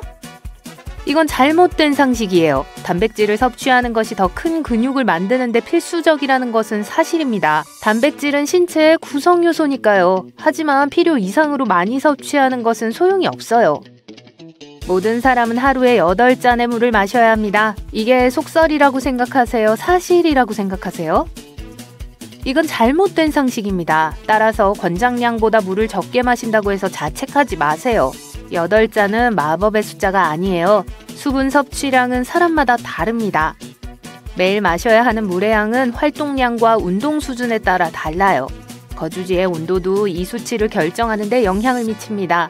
더운 지역에 거주하는 경우 땀을 더 많이 흘리니까 더 많은 물을 마셔야 해요. 수프, 커피, 차, 과일 등 매일 먹는 음식에도 물이 들어있습니다. 당근은 당분이 많으니까 되도록 먹지 않아야 합니다. 이게 사실이라면 토끼한테 경고해야겠네요. 짐작이 가세요? 사실인가요? 아니면 신화인가요? 신화입니다. 당근은 약 85%가 수분이에요. 익힌 당근 0.5kg에는 설탕이 3티스푼밖에 들어있지 않습니다. 디저트에 들어가는 설탕의 양과 비교하면 아무것도 아니죠. 또한 당근에는 파이토케미컬이 풍부해서 혈당을 낮추는 데 도움이 될 수 있습니다. 중세 사람들은 지구가 평평하다고 믿었습니다. 이건 신화일까요? 사실일까요? 분명히 평평한 지구는 신화지만 이 신화를 중심으로 만들어진 역사도 마찬가지예요. 당시에는 전 세계가 지구의 구형에 대해 회의적이었다고 해도 과언이 아닙니다. 매일 눈에 보이는 것들조차도 그것을 증명했죠. 예를 들어 중세 사람들은 일출과 일몰 시 황혼의 빛이 수평선 너머로 홀을 형성하는 것을 볼 수 있었습니다. 바이킹은 뿔이 달린 투구를 썼습니다. 신화인가요? 사실인가요? 바이킹 전사의 잘 알려진 이미지는 거의 항상 뿔이 달린 투구로 완성됩니다. 하지만 실제로는 뿔이 없었어요. 바이킹 헬멧에 뿔이 있었다는 증거는 없습니다. 디톡스 주스는 몸을 정화합니다. 사실일까요? 아니면 속설일까요? 잘못된 상식입니다. 해독은 그런 식으로 작동하지 않아요. 비장, 간, 신장 등 우리 몸의 내부 장기가 해독 과정을 담당합니다. 특히 간. 우리 몸은 항상 자연적으로 스스로 정화하는 상태에 있어요. 해독을 위해 주스를 마실 필요는 없습니다. 견과류는 정크푸드입니다. 의견이 있으신가요? 속설인가요? 사실인가요? 맞습니다. 잘못된 상식이에요. 견과류는 건강한 지방으로 가득합니다. 심장과 다른 장기에 좋아요. 미국인들은 평균적으로 1년에 약 38kg의 섬유 폐기물을 버립니다. 이것은 사실일까요? 아니면 속설일까요? 사실입니다. 그 많은 쓰레기를 상상해보세요. 누군가 옷을 버린다고 해서 옷이 허공으로 사라지는 건 아닙니다. 이런 옷들은 대부분 쓰레기 매립지로 갈 가능성이 높아요. 옷을 기부하고 중고 매장에서 판매하는 것이 훨씬 더 나은 선택입니다.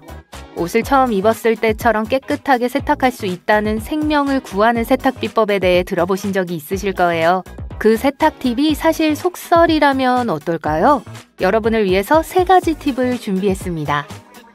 셔츠를 세탁기에 넣을 때 단추를 잠그고 넣어야 한다. 사실인가요? 아닌가요? 잘못된 상식입니다. 지퍼를 잠그면 지퍼의 이빨이 다른 옷의 천에 걸리지 않으니까 지퍼를 닫아두는 것이 좋아요. 하지만 셔츠의 단추를 잠그면 단추망과 단추구멍이 확장될 수 있습니다. 장기적으로는 단추가 제자리에서 미끄러지기 시작할 거예요. 뜨거운 물로 세탁하는 것이 가장 효과적인 세탁 방법이다. 이건 속설일까요? 사실일까요? 이는 세탁에 대한 또 다른 오해입니다. 옷에 묻은 세균을 없애고 싶으실 거예요. 하지만 뜨거운 물만으로는 충분하지 않습니다. 요즘에는 찬물이나 미지근한 물에서도 세탁이 가능한 세제가 많이 나와 있어요. 원단 표면의 얼룩을 제거해야 한다. 사실인가요? 대부분의 사람들은 옷감의 앞면부터 물과 비누를 얼룩에 바릅니다. 하지만 이게 최선의 선택은 아니에요. 훨씬 더 좋은 방법은 뒤쪽부터 시작하는 거예요. 앞쪽에서 얼룩을 처리하면 얼룩이 더 깊어질 수 있어요. 얼룩을 안쪽으로 밀어넣지 말고 표면 위로 올라오도록 하세요. 음악 감상은 언어 학습에 효과적인 도구입니다. 신화일까요? 아니면 사실일까요? 사실입니다. 과학자들은 노래를 듣고 흥얼거리는 게 언어 학습에 도움이 될 수 있다고 말합니다. 대부분의 사람들은 문법을 배우는데 어려움을 겪어요. 하지만 우리가 일상생활에서 항상 문법 규칙을 따르진 않죠. 노래는 비공식적인 표현을 익히는데 도움이 될 수 있습니다. 과학자들은 음악이 새로운 단어를 기억하고 어휘에 추가하는 데 도움이 될 수 있다는 결론을 내렸어요. 한 가지 예를 들어볼게요. 초등학교 1학년 때의 노래입니다. 네, 알파벳 노래요. 여러분은 아침형 인간인가요? 저녁형 인간인가요? 어느 쪽이든 수면에 관한 사실과 잘못된 상식이 궁금하실 거예요. 사람이 가장 오래 잠을 자지 않은 건 11일이었습니다. 이게 가능하다고 생각하시나요? 아니면 도시 전설일까요? 이것은 사실입니다. 랜디 가드너는 사람이 잠을 자지 않고 보낸 최장 시간 기록을 세웠어요. 스탠포드 수면연구원인 윌리엄 C. 디먼트 박사가 수행한 실험이었는데요. 의사는 랜디 가드너의 수면 활동을 기록하고 모니터링했어요. 가드너는 11일 25분 동안 깨어있는 상태를 유지했습니다. 우리 몸은 결국 수면 부족에 익숙해진다. 신화일까요? 사실일까요? 이는 잘못된 상식입니다. 신체, 특히 뇌는 잠을 적게 자는 것에 익숙해지지 않는다는 걸 증명하는 많은 연구가 있어요.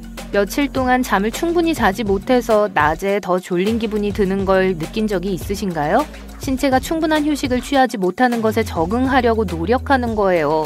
장기적인 수면 부족은 주간 업무 수행 능력, 집중력, 의사결정에 영향을 미칩니다.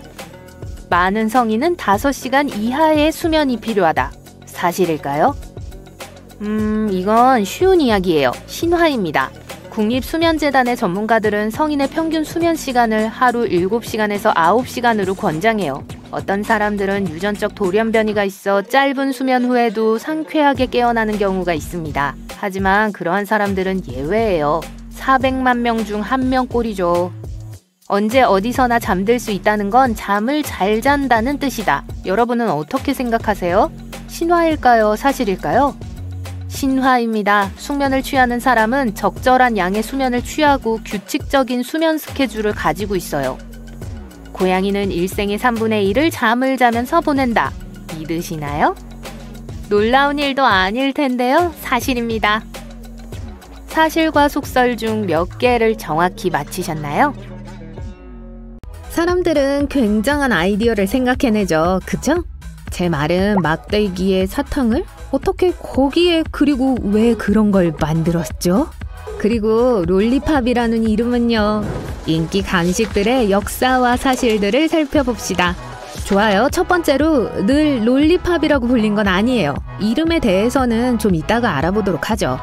하지만 최초의 막대사탕 같은 달콤한 간식은 수천 년 전 여전히 동굴에서 살면서 지구를 돌아다녔던 사람들에 의해 발명되었을 가능성이 높아요. 역시 우리는 그들이 꿀을 즐겼고 꿀벌 집에서 꿀을 모으기 위해 막대기를 썼다는 걸 알아요. 기억하세요? 이건 사람들이 음식이나 그런 다른 것에 관한 한 아주 적은 자원을 갖고 있었던 오래전의 일이에요. 그래서 그들은 하나도 낭비되는 걸 원치 않았기 때문에 아마도 꿀 한 방울까지 다 먹기 위해 막대기를 핥게 되었을 거예요. 고대 이집트인들은 또한 자신들만의 롤리팝이 있었어요. 다양한 과일과 견과류를 가져다가 꿀에 절였어요. 물론 그게 음식의 맛을 더 좋게 만들었지만 보다 오래 보존하는 데도 도움을 주었어요. 설탕 함량이 아주 높기 때문에 꿀은 음식을 손상시키고 더 빨리 상하게 할 수 있는 해로운 세포로부터 수분을 밀어내요. 손가락에 끈적거리는 꿀을 묻히는 걸 피하기 위해 그들도 이 간식을 먹을 때 막대기를 썼어요. 설탕이 일반 대중들에게 훨씬 더 많이 이용 가능하게 된 1600년대로 빨리 감기 해볼게요.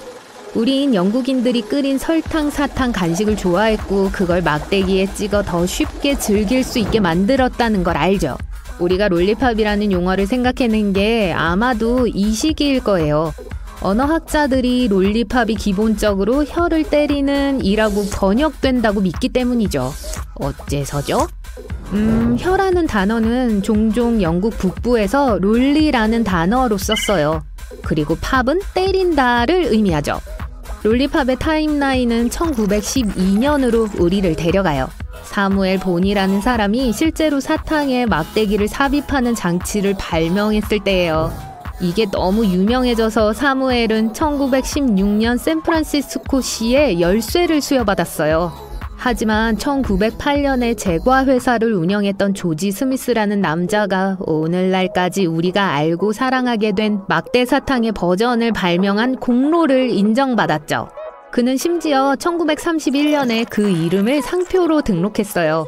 그는 그 간식의 이름이 롤리팝이라는 유명한 경주마에서 유래했다고 주장했어요. 아직도 이 이름에 대한 약간의 경쟁이 있다는 걸 지금쯤이면 눈치채셨겠지만 우리가 확실히 아는 건 롤리팝이 점점 더 인기를 얻었고 그 이후로도 그렇게 남았다는 거예요. 제 말은 어떤 현대 회사들은 하루에 300만 개의 사탕을 생산할 수 있고 그 수는 계속해서 증가하고 있다는 거예요. 지금까지 만들어진 가장 큰 막대 사탕은 2012년으로 거슬러 올라가야 해요. 당시 캘리포니아의 한 사탕 제조업체에서 놀라운 초콜릿 맛 막대 사탕을 만들었죠. 무게가 3,175kg 이상 나갔고 높이는 거의 1.5m에 달했어요. 막대기까지 고려하면 이 거대한 막대 사탕의 높이는 3.4m가 넘었어요. 세계에서 가장 유명한 막대 사탕 브랜드 중 하나는 추파춥스예요. 이 브랜드 로고 뒤에 아주 잘 알려진 이름이 있다는 거 아세요? 다름 아닌 유명한 초현실주의 예술가인 살바도르 달리였어요. 회사는 1969년에 로고를 디자인하기 위해 그에게 의뢰했고 그는 우리가 알고 사랑하는 추파춥스의 이름이 밝은 색상의 데이지 모양에 쓰여있는 특색 있는 디자인을 고안해냈죠. 이 유명한 화가는 또한 로고가 옆면이 아닌 사탕 위에 놓여야 한다는 것도 생각해냈어요. 왜일까요? 그래야 여러분이 사탕 포장 때문에 생기는 주름 없이 항상 로고를 완벽하게 볼 수 있으니까요. 똑똑하죠? 그쵸? 더군다나 이 브랜드는 우리가 사탕을 즐길 제일 흔치 않은 장소와도 관련이 있어요. 그 이야기는 추파춥스가 우주에서 먹힌 최초의 막대 사탕이었다는 거예요. 때는 1995년 우주비행사가 우주정거장에 추파춥스를 가져오면서 공식적으로 무중력 환경에서 소비된 최초의 막대 사탕이 됐어요. 맛이 달랐을지 궁금하네요. 바다 밑에도 추파춥스가 있지만 여러분이 생각하는 것과는 달라요. 물속에서 막대 사탕을 즐기는 게 세상에서 가장 쉬운 일은 아니잖아요. 그쵸? 하지만 2000년에 남극해의 웨델해로 탐험을 진행하던 중 한 무리의 과학자들이 이상하게 생긴 해면을 우연히 발견했어요. 둥근 모양의 머리를 하고 있었고 놀랍게도 막대 사탕과 비슷했죠. 당연하게 어울리는 이름을 얻었어요. 짧은 버전은 S 추파춥스예요. 만약 이 생물의 사진을 검색해본다면 해저 바닥에 흩어져 있는 수중 막대 사탕처럼 보일 거예요. 모양에 대한 이야기를 하는 동안 왜 막대 사탕 막대기가 플라스틱 디자인에 네모난 구멍이 있는 특징을 하고 있는지 궁금해 본 적 있나요? 사실 이건 제조 과정과 관련이 있어요. 생산될 때 사탕은 막대기에 녹여져요. 이건 막대 사탕의 윗부분이 느슨해져서 떨어지지 않도록 막대 사탕에 단단히 붙어있게 해줘요. 오, 그래요. 또 다른 이유는 안전 기능인데 실수로 막대 사탕을 삼켜도 질식할 위험이 없게 하기 위해서예요. 공기가 통할 수 있게 해주기 때문에 어딘가 안 좋은 곳에 끼더라도 숨 쉴 수 있는 공간이 남아있게 해줄 거예요. 요즘은 투시롤이라는 회사가 가장 큰 막대 사탕 제조업체가 되었어요. 매일 1600만 개 이상의 사탕을 만들어요. 덤덤 롤리팝 같은 경우는 발명가로부터 이름을 얻었어요. 그는 제품의 주요 독자층인 젊은 세대가 발음하고 기억하기 쉬운 이름을 원했어요. 덤덤 미스테리 맛은 어때요? 실제로 그렇게 미스테리한가요? 아니요, 제조 과정이 꽤나 간단해요. 한 가지 맛이 다 나올 때 다음 맛이 시작되게 만들어졌어요. 그래서 맛이 그게 뭐든 간에 두 가지 다른 맛의 무작위의 조합으로 나오게 되어 있죠. 그런데 유명한 작가 찰스 디킨스는 막대 사탕과 무슨 관계가 있나요? 알고 보니 현대세계에서 이 이름이 그의 소설 중 하나에 처음 등장했어요. 그때가 1800년대였어요. 막대 사탕이 무조건 달콤하지만은 않아요. 어떤 것들은 사람들을 치료하는 데 사용돼요. 이것들은 전통적인 방법을 어려워하는 어린 사람들에게 특히 유용해요. 하지만 그 막대 사탕들 중 일부는 절대적으로 어른들을 위한 거예요. 만약 이 달콤한 간식에 열렬한 팬이라면 매년 7월 20일에 멋진 축하 행사를 준비하고 싶을지도 몰라요. 그때가 미국 사람들이 막대 사탕의 날을 기념하는 날이에요. 이날은 서로에게 막대 사탕을 주는 게 흔한 일이죠. 일부 상점들은 이 행사를 위해 독특한 상품들을 출시하고 최고 상품들을 전시하기도 해요. 그 막대 사탕에는 멋진 세계 기록들도 붙어 있어요. 12,831명이라는 놀라운 수의 사람들이 참여한 막대 사탕을 핥는 가장 긴 인간 기차처럼요. 2008년 9월 스페인의 바야돌리드에서 그 행사를 열었어요. 그리고 더 멋진 걸 찾는 분들을 위해 세계에서 가장 비싼 막대 사탕이 1,300만 원 이상의 높은 가격이라는 거 아세요? 막대 사탕 한 개가 아니라 27kg 상당의 제과점 설탕으로 만들어진 의자예요. 우리는 말 그대로 세계가 하루에 얼마나 많은 막대 사탕을 소비하는지 알지 못해요. 하지만 우리는 어떤 나라에 제일 큰 팬들이 있는지 알고 있죠. 그리고 그곳은 독일, 아일랜드, 스위스, 오스트리아, 그리고 영국이에요. 그리고 그걸 그냥 롤리팝이라고 안 불러요. 여러분이 세계 어디에 있는지에 따라 불리는 이름이 다른데 롤리, 서커 또는 스티키 팝이 그 예죠. 전 서커라고 부르면서 자랐어요. 이 달콤한 간식과 관련된 가장 흔한 맛은 솜사탕 맛이에요. 아마도 실제 솜사탕보다 훨씬 더 쉽게 먹을 수 있으면서도 여전히 그 맛을 즐길 수 있어서일 거예요. 저는 체리맛 막대 사탕이 제일 좋아요. 여러분은 어때요? 좋아하는 맛을 댓글로 알려주세요. 자신의 몸에 대해 다 확실히 알고 있다고 생각하지만 정말 그럴까요? 사실과 거짓을 구별할 수 있나요? 정답마다 1점을 더하고 나중에 점수를 알려주세요. 갈색 달걀이 흰색 달걀보다 영양가가 더 높다. 사실일까요? 거짓일까요? 거짓입니다. 갈색 달걀이 흰색 달걀보다 더 건강에 좋다는 연구는 없어요. 유일한 차이점은 달걀 껍질의 색깔이에요. 달걀 껍질의 색깔은 영양이나 품질에 영향을 미치지 않습니다. 달걀 종류와 관련이 있어요. 보통 흰 깃불을 가진 닭이 흰알을 낳습니다. 집에 있는 먼지 중 많은 양이 몸에서 떨어진 피부라는 말 들어본 적 있나요? 징그럽죠? 이건 거짓일까요? 사실일까요? 거짓이에요. 바닥에 피부 조각만 있는 건 아니에요. 집먼지는 다른 다양한 구성 요소들이 있어요. 캐나다 가정에서 이루어진 연구에 따르면 섬유, 머리카락, 건축 자재, 곰팡이, 꽃가루, 곤충의 신체 부분, 그리고 재가 그 일부라고 합니다. 복잡한 고속도로 근처나 건설 지역에 있는 집이 숲 한가운데 있는 집보다 먼지가 더 많은 것으로 볼 때 이치에 맞아요. 피부는 우리의 가장 큰 장기이다. 사실일까요? 거짓일까요? 사실이에요. 장을 펼치면 꽤 클 거라고 생각할지도 모르지만 아니에요. 피부를 이길 순 없어요. 성인은 3.5kg의 2평방미터의 피부를 가지고 있어요. 피부가 없는 우리 모습은 생각할 수 없어요. 피부는 단지 우리 몸을 가리기 위해 있는 것이 아니에요. 우리를 보호하는 데에도 필수적인 역할을 해요. 숨쉬기와 삼키기를 동시에 할 순 없다. 거짓일까요? 사실일까요? 사실입니다. 이미 정답을 알고 있었을지도 모르지만 어쨌든 이걸 듣고 직접 시도해 보시겠죠? 목구멍에는 생존에 중요한 2개의 통로가 있어요. 화려한 의학적인 이름은 제쳐두고 기도와 식도라고 부를게요. 동시에 호흡과 삼킴을 하는 걸 예방해요. 그렇지 않으면 음식이 기도로 들어가 심각한 문제를 일으킬 수 있어요. 이건 항상 계획대로 진행되진 않아요. 때때로 기침을 하고 음식 조각이 폐에 도달하는 것을 막는 거예요. 인간은 독특한 지문을 가지고 있을 뿐만 아니라 독특한 혀 무늬도 가지고 있다. 거짓일까요? 사실일까요? 사실이에요. 인간의 혀는 음식을 맛보게 한다는 것만으로도 충분히 대단해요.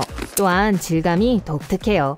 사람들은 지문, 음성 스캔, 홍채 스캔과 같은 생체 인식 시스템을 인증을 위해 사용합니다. 이러한 정보는 식별 및 검증 단계에 중요해요. 혀 무늬는 독특해서 복사하기가 매우 어렵습니다. 생체 인식 시스템 도구로도 사용할 수 있어요. 사람들이 보안의 목적으로 혀 무늬를 일상생활에서 사용하기 시작한다면 어떨까요? 금고나 전화기를 혀 무늬로 잠그는 걸 상상해보세요. 성인은 매주 3시간을 화장실에서 보낸다. 이게 사실일까요? 거짓일까요? 사실입니다. 과학자들의 조사에 따르면 평균 성인은 매주 3시간 9분을 화장실에서 보낸다고 합니다. 이건 운동하는 데 쓴 시간보다 더 많아요. 천천히 읽보세요. 서두를 필요 없죠. 잠을 자는 동안 1년에 8마리의 거미를 삼킨다. 거짓일까요? 사실일까요? 믿지 마세요. 우리와 거미 모두에게 다행히도 이건 사실이 아니에요. 더 이상 두려워하지 말고 푹 주무세요. 대부분의 거미들은 일부러 인간에게 다가오진 않아요.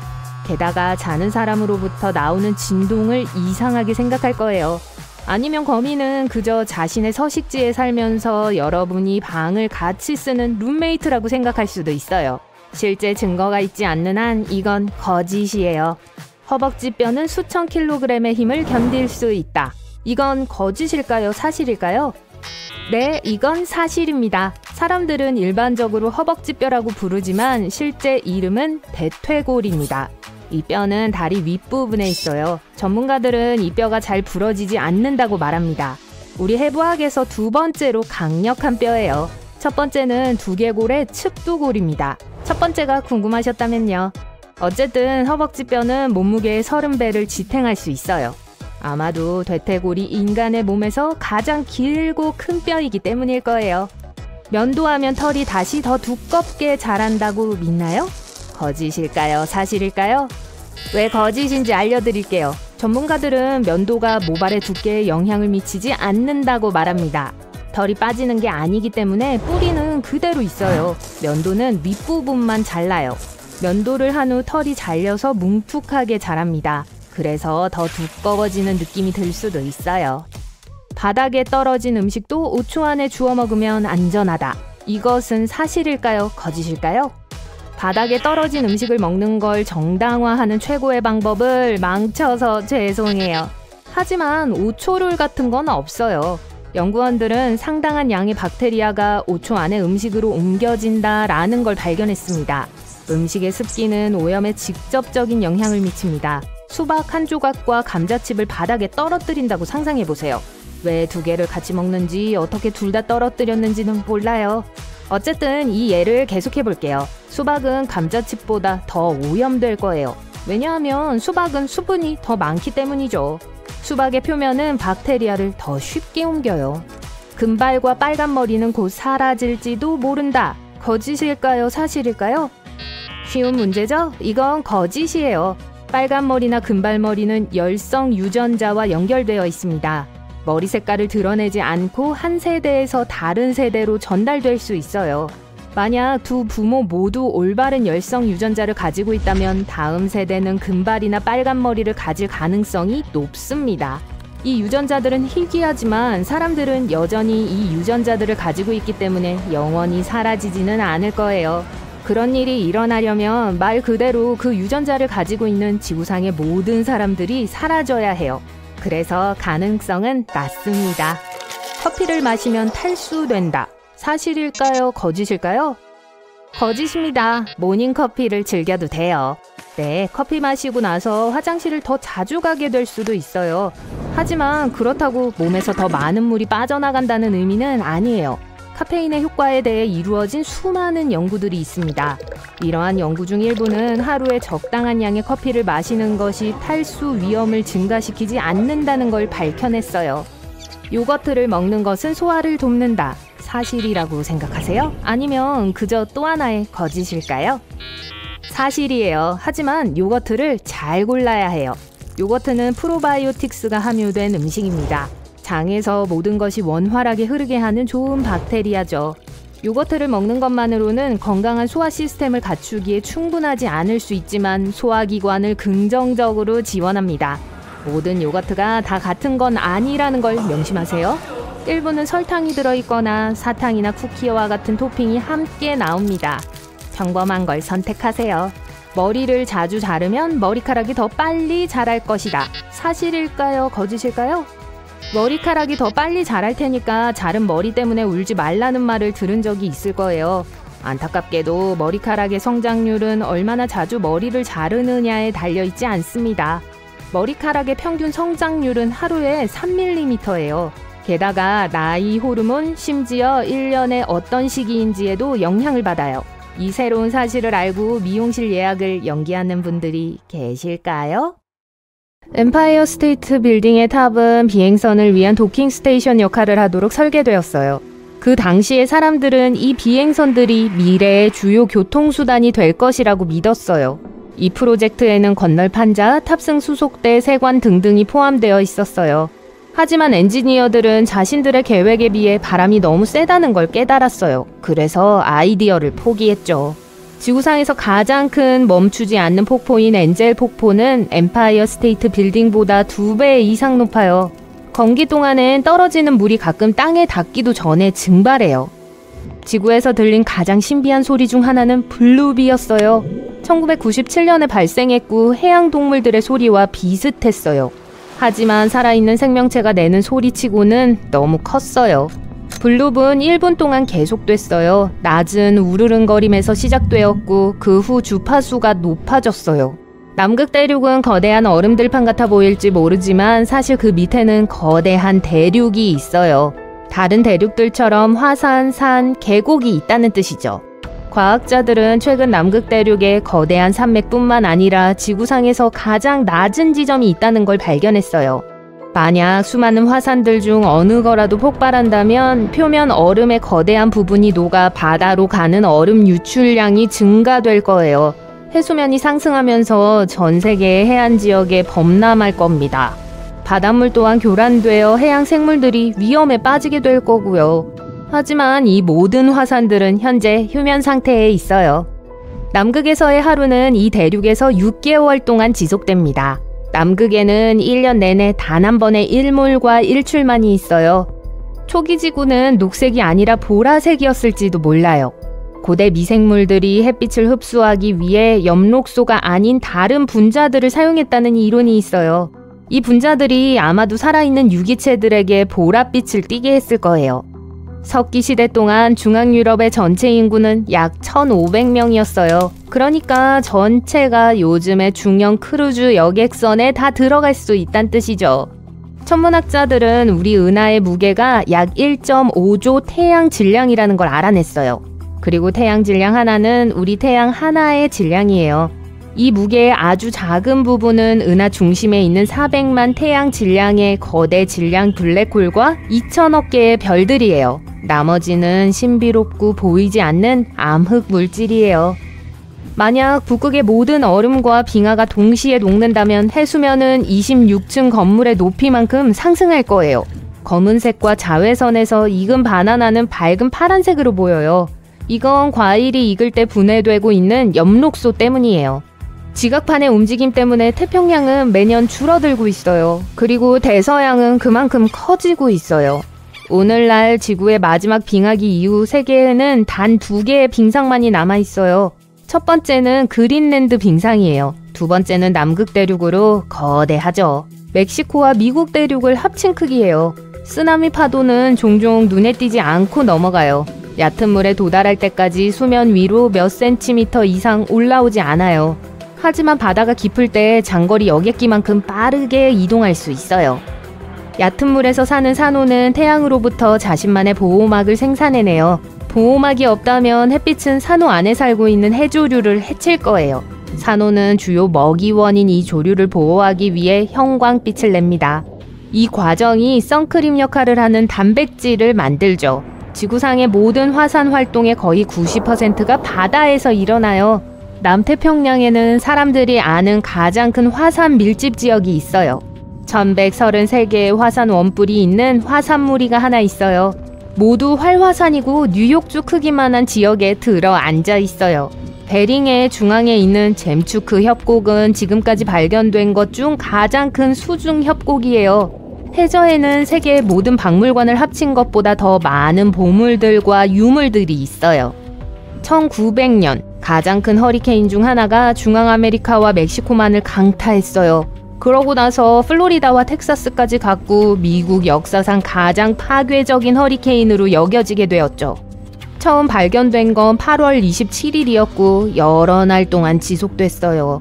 텍사스 해안에 도달했을 때 이 폭풍은 4등급 허리케인으로 변했어요. 허리케인은 사피르 심슨 풍속 등급이라고 불리는 걸 사용해 풍속과 강도에 따라 분류하는데요. 1에서 5까지의 5등급이 있는데 1이 제일 약하고 5가 제일 세요.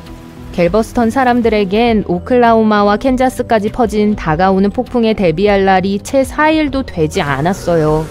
그 후 그 거대한 허리케인은 그레이트 플레인스로 이동했고 뉴 잉글랜드 오데호 쪽으로 방향을 틀었고 캐나다 남동부에 도달했어요. 폭풍우가 너무 심해서 3,600채 이상의 집들이 폭풍을 견딜 만큼 튼튼했음에도 불구하고 피해를 입었어요. 당시 인구수를 고려하면 수백만 채는 아니더라도 수십만 채의 가옥이 파괴된 것과 같아요. 캐나다 스포티드 호수예요. 사람들은 여기를 캐나다에서 가장 마법 같은 곳이라고 불러요. 겨울과 봄에는 다른 것과 똑같이 생긴 평범한 호수예요. 하지만 물이 증발하기 시작하는 여름에 그곳에 가보세요. 마치 다른 세계로 들어가는 듯한 기분이 들 거예요. 파란색, 녹색, 노란색 점이 있는 물방울 무늬 풍경이 있을 겁니다. 여름 동안 300개가 넘는 웅덩이가 생기고 다 마법 같아 보일 거예요. 수세기 동안 사람들이 각각의 다른 치유 특성을 갖고 있다고 믿었어요. 그리고 선명한 색깔에 대한 설명은 순전히 과학적이에요. 각각 높은 농도의 다른 미네랄을 갖고 있어요. 우리는 태양 내에 살아요. 태양의 대기는 보이는 표면 너머 멀리까지 뻗어 있어요. 그리고 비록 지구가 1억 4,966만 8,992km 떨어져 있지만 여전히 태양의 대기가 닿는 거리에 있어요. 오로라는 태양의 하전 입자가 지구의 자기장에 걸려 그 근처 상층 대기에 충돌할 때 발생해요. 지구는 자전 속도를 점차 늦추고 있습니다. 100년당 17밀리초의 급하지 않은 속도로 일어나고 있어요. 이것 때문에 우리의 낮이 길어지고 있죠. 그럼에도 1억 4천만 년이 지난 후에야 지구의 하루가 25시간 동안 지속될 거예요. 지구의 최남단 대륙인 남극은 5번째로 큰 대륙이에요. 하지만 지구상 담수의 거의 70%와 전 세계 얼음의 90%를 포함하고 있죠. 남극 대륙도 사막으로 분류됩니다. 지구상의 많은 암석들은 화성에서 기원해요. 과학자들은 사하라 사막, 남극 대륙, 그리고 다른 장소에서 발견된 몇몇 운석의 화학 성분을 분석했어요. 그리고 이 암석들이 붉은 행성에서 온 것으로 밝혀졌죠. 세계에서 가장 큰 모래성은 덴마크에 있어요. 이걸 만든 30명의 모래 조각가들은 5,000톤 이상의 모래를 사용했어요. 내구성을 더 높이기 위해 접착제층과 함께 점토 10%를 첨가했어요. 길고 폭풍우가 몰아치는 겨울에도 굳건히 버틸 수 있게 만들었죠. 흡수되지 않는 몇몇 광자들은 다시 방출되고 그 파장은 우리가 보는 색을 결정해요. 어떤 물질을 햇빛에 또는 더 높은 에너지의 광자에 노출시킬 때 그게 색소포를 손상시켜 특정 파장에서 광자를 방출할 수 없게 돼요. 빨간색 물질이 햇빛에 제일 많이 옅어져요. 이 색소포는 나머지 파장의 광자를 닦아내는 방식으로 붉은색을 발산합니다. 매일 60톤에서 100톤의 우주 먼지가 지구 표면으로 떠내려와요. 이 작은 우주 입자들은 대부분 먼지와 얼음으로 만들어진 혜성에 의해 방출돼요. 태양이 이 얼음을 증기로 바꿀 때 남은 먼지가 지구로 내려옵니다. 모든 이야기는 두 가지 면이 있죠. 마치 일반 화장솜처럼요. 좀 더 정확하게 말하자면 질감이 다른 두 면이요. 하나는 부드러워서 얼굴에 민감한 부분, 예를 들어 눈 같은 데 써야 해요. 거친 쪽은 덜 민감한 부위에 화장을 지우고 세안할 수 있도록 해줘요. 이마 같은 곳 말이에요. 만약 집에 녹색 나무가 있는 걸 좋아한다면 아마 화분 바닥에 구멍이 있다는 걸 알아챘을 거예요. 녹색 친구들이 행복한 삶을 살 수 있는 이유는 이 구멍 때문이에요. 이게 배수에 아주 중요해요. 이 구멍들 덕분에 식물을 망가뜨릴 수 있는 정체된 물의 축적을 피할 수 있는 거예요. 또 그 구멍들 덕분에 뿌리는 화분의 한계를 넘어 자라고 확장될 수 있어요. 비행사 선글라스 대부분에 녹색 렌즈가 있다는 걸 알고 있었나요? 이건 선글라스의 기원과 관련이 있어요. 선글라스는 1930년대에 처음 나타났어요. 그 전에 주정사들은 공중에 있는 동안 눈을 보호하기 위한 고글을 썼어요. 높은 고도와 눈부신 태양과 영하의 기온은 비행사 눈에는 엄청난 시련이었죠. 고글은 그 문제들을 해결하는 데 도움이 되었지만 또 다른 문제가 있었어요. 외부 공기와 고글 안에 공기 사이의 온도 차이가 커서 렌즈에 김이 끼어 조종사의 시야를 가렸던 거예요. 그래서 바슈앤롬이라고 불리는 회사가 가벼운 금속 프레임으로 둘러싸인 티어드롭 렌즈를 고안했어요. 이 렌즈가 짙은 녹색이었는데 조종사들이 구름선 위로 비행할 때 문제가 되었던 푸른 빛을 이 색이 차단했기 때문이에요. 게다가 녹색 렌즈는 눈부심을 줄이고 대비와 선명도를 향상시켜줘요. 운동화 옆쪽의 구멍들, 그게 정말 필요한가요? 그건 발이 시원하게 있을 수 있도록 신발 안으로 공기가 들어가도록 해주는 거예요. 이걸로 신발을 스타일링하고 다양한 방법으로 끈을 묶을 수도 있어요. 페트병에 홈이 있는 이유는 두 가지예요. 먼저 차가운 물을 마실 때 밖이 더우면 병에 물방울이 많은 걸 볼 수 있을 거예요. 아니면 경기를 하는 등 운동할 때도요. 손에 땀이 나는데 병 표면이 매끄럽다면 그걸 잡기가 더 어렵겠죠? 그래서 이 홈들은 그립감을 향상시키기 위해 있는 거예요. 두 번째로 이러한 홈 덕분에 제조업자들은 더 얇은 플라스틱을 쓸 수 있어요. 즉, 전체 생산에서 필요한 자체가 적어진다는 의미죠. 그리고 그 플라스틱은 병의 모양을 유지할 수 있을 만큼 충분히 단단해요. 나무 코트 옷걸이는 멋져 보이기 위해서만 있는 게 아니에요. 삼나무로 만들어졌기 때문에 여러분 옷장에 좋은 향기를 가져다줘요. 게다가 벌레도 물리쳐주고요. 또한 꽤 단단해서 재킷과 같은 무거운 옷에도 유용해요. 그리고 잘 손상되지 않기 때문에 더 오랫동안 쓸 수 있을 거예요. 치약 바닥에 색색의 정사각형이 있다는 걸 알아챈 분도 계실 거예요. 이 블럭들은 대부분 파란색, 빨간색, 녹색 그리고 검은색인데요. 이것들은 조립 라인의 제조 기계들이 치약을 언제 어디를 자를지 인식하고 튜브의 끝을 봉하도록 도와주는 일종의 아이마크예요. 어떤 부츠는 윗부분과 뒷부분에 고리가 있어요. 관심을 끌기 위한 패션 같죠? 그렇지 않나요? 아니면 제조사들이 재미로 첨가하는 걸까요? 하지만 이 고리들은 실제 목적이 있어요. 이걸로 신발을 신을 때 신발을 위로 당길 수 있어요. 게다가 쉽게 걸을 수 있고 끈을 더 잘 지지하기 위해 고리를 쓸 수도 있죠. 고백 시간이에요. 진공청소기와 함께 들어있던 부속품 기억나세요? 여러분도 그걸 어딘가에 따로 두고 다시는 안 썼던 것 아닌가요? 그것들은 사실 집을 청소할 때 꽤 도움이 돼요. 왜냐하면 보통의 장치들로는 가끔 닿기 힘든 특정한 부분에 사용할 수 있기 때문이죠. 우리 모두 채소 필러가 어디에 쓰이는지 알아요. 하지만 당근이나 감자의 껍질을 벗긴 것 외에도 양파에도 사용할 수 있답니다. 그게 칼로 하는 것보다 더 빠를 수 있고 게다가 양파 때문에 흘리는 눈물을 덜어줄 거예요. 어떤 트레이닝 셔츠들은 목 부분에 매우 독특한 게 있어요. 옷깃 가운데에 보이는 V자 모양의 바늘단 말이에요.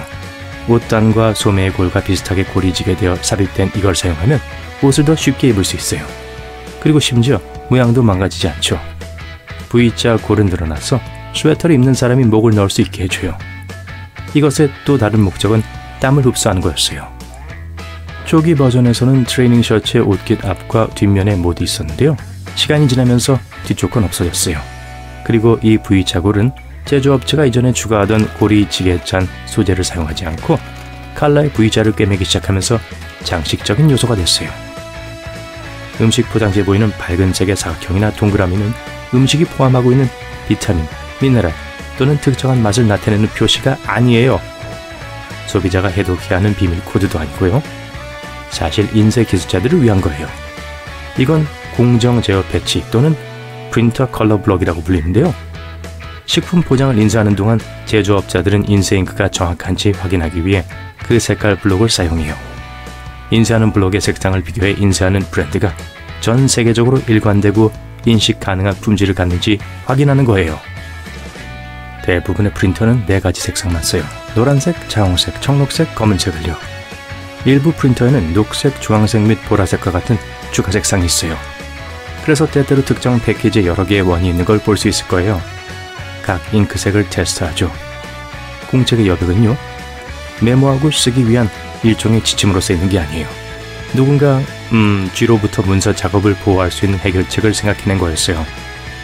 쥐는 사람 집에 꽤 흔한 거주자들이었어요. 쥐들의 식단은 기본적으로 모든 걸 포함하는 것으로 잘 알려져 있죠.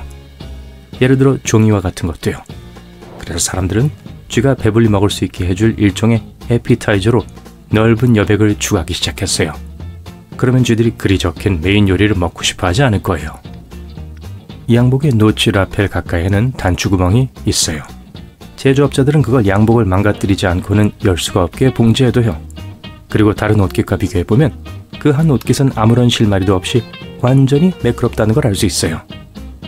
양복 재킷에서만 이렇게 짝이 없는 단추구멍이 있는 걸 볼 수 있는 건 아니에요. 캠프용 셔츠, 피코트, 다른 옷 부분에도 이게 있어요. 그리고 이건 옷깃의 역사와 관련이 있어요. 제일 초기의 것들은 19세기 초에 나타났어요. 이전에는 남자들은 대부분 컬러가 높은 옷을 입었어요. 맨 위까지 단추를 채웠겠죠. 더운 날 동안 단추 스탠스를 느리고 옷깃을 접고 윗단추를 잠그지 않은 채로 두곤 했어요. 이렇게 더위를 식히면 접힌 부분은 가슴에서 대칭이 되었을 거예요. 그리고 오늘날 우리는 그걸 옷깃으로 알고 있죠. 사람들은 옷깃을 생각해낸 후 공식적인 행사가 아닌 한 단추구멍 사용을 중단했어요. 예를 들어 거기에 꽃을 꽂을 때는 말고요. 그래서 양복 제작자들이 그걸 패션적인 특징으로 남겨둔 거예요. 티백, 이게 뭘 위한 건지는 꽤 쉽게 추측할 수 있지만 신발을 하루 종일 신고 난 후 발에서 냄새가 난다면 유용할 수 있어요. 티백은 물론 안 쓴 걸로요. 신발에 밤 동안 넣어두세요. 여러분이 깨어날 때쯤이면 티백이 원치 않았던 냄새를 효과적으로 흡수했을 거예요. 바인더 클립도 기본적인 용도 외에도 유용한 목적이 있을 수 있어요. 돈을 집어 함께 보관할 수 있어요. 종이 클립도 마찬가지예요.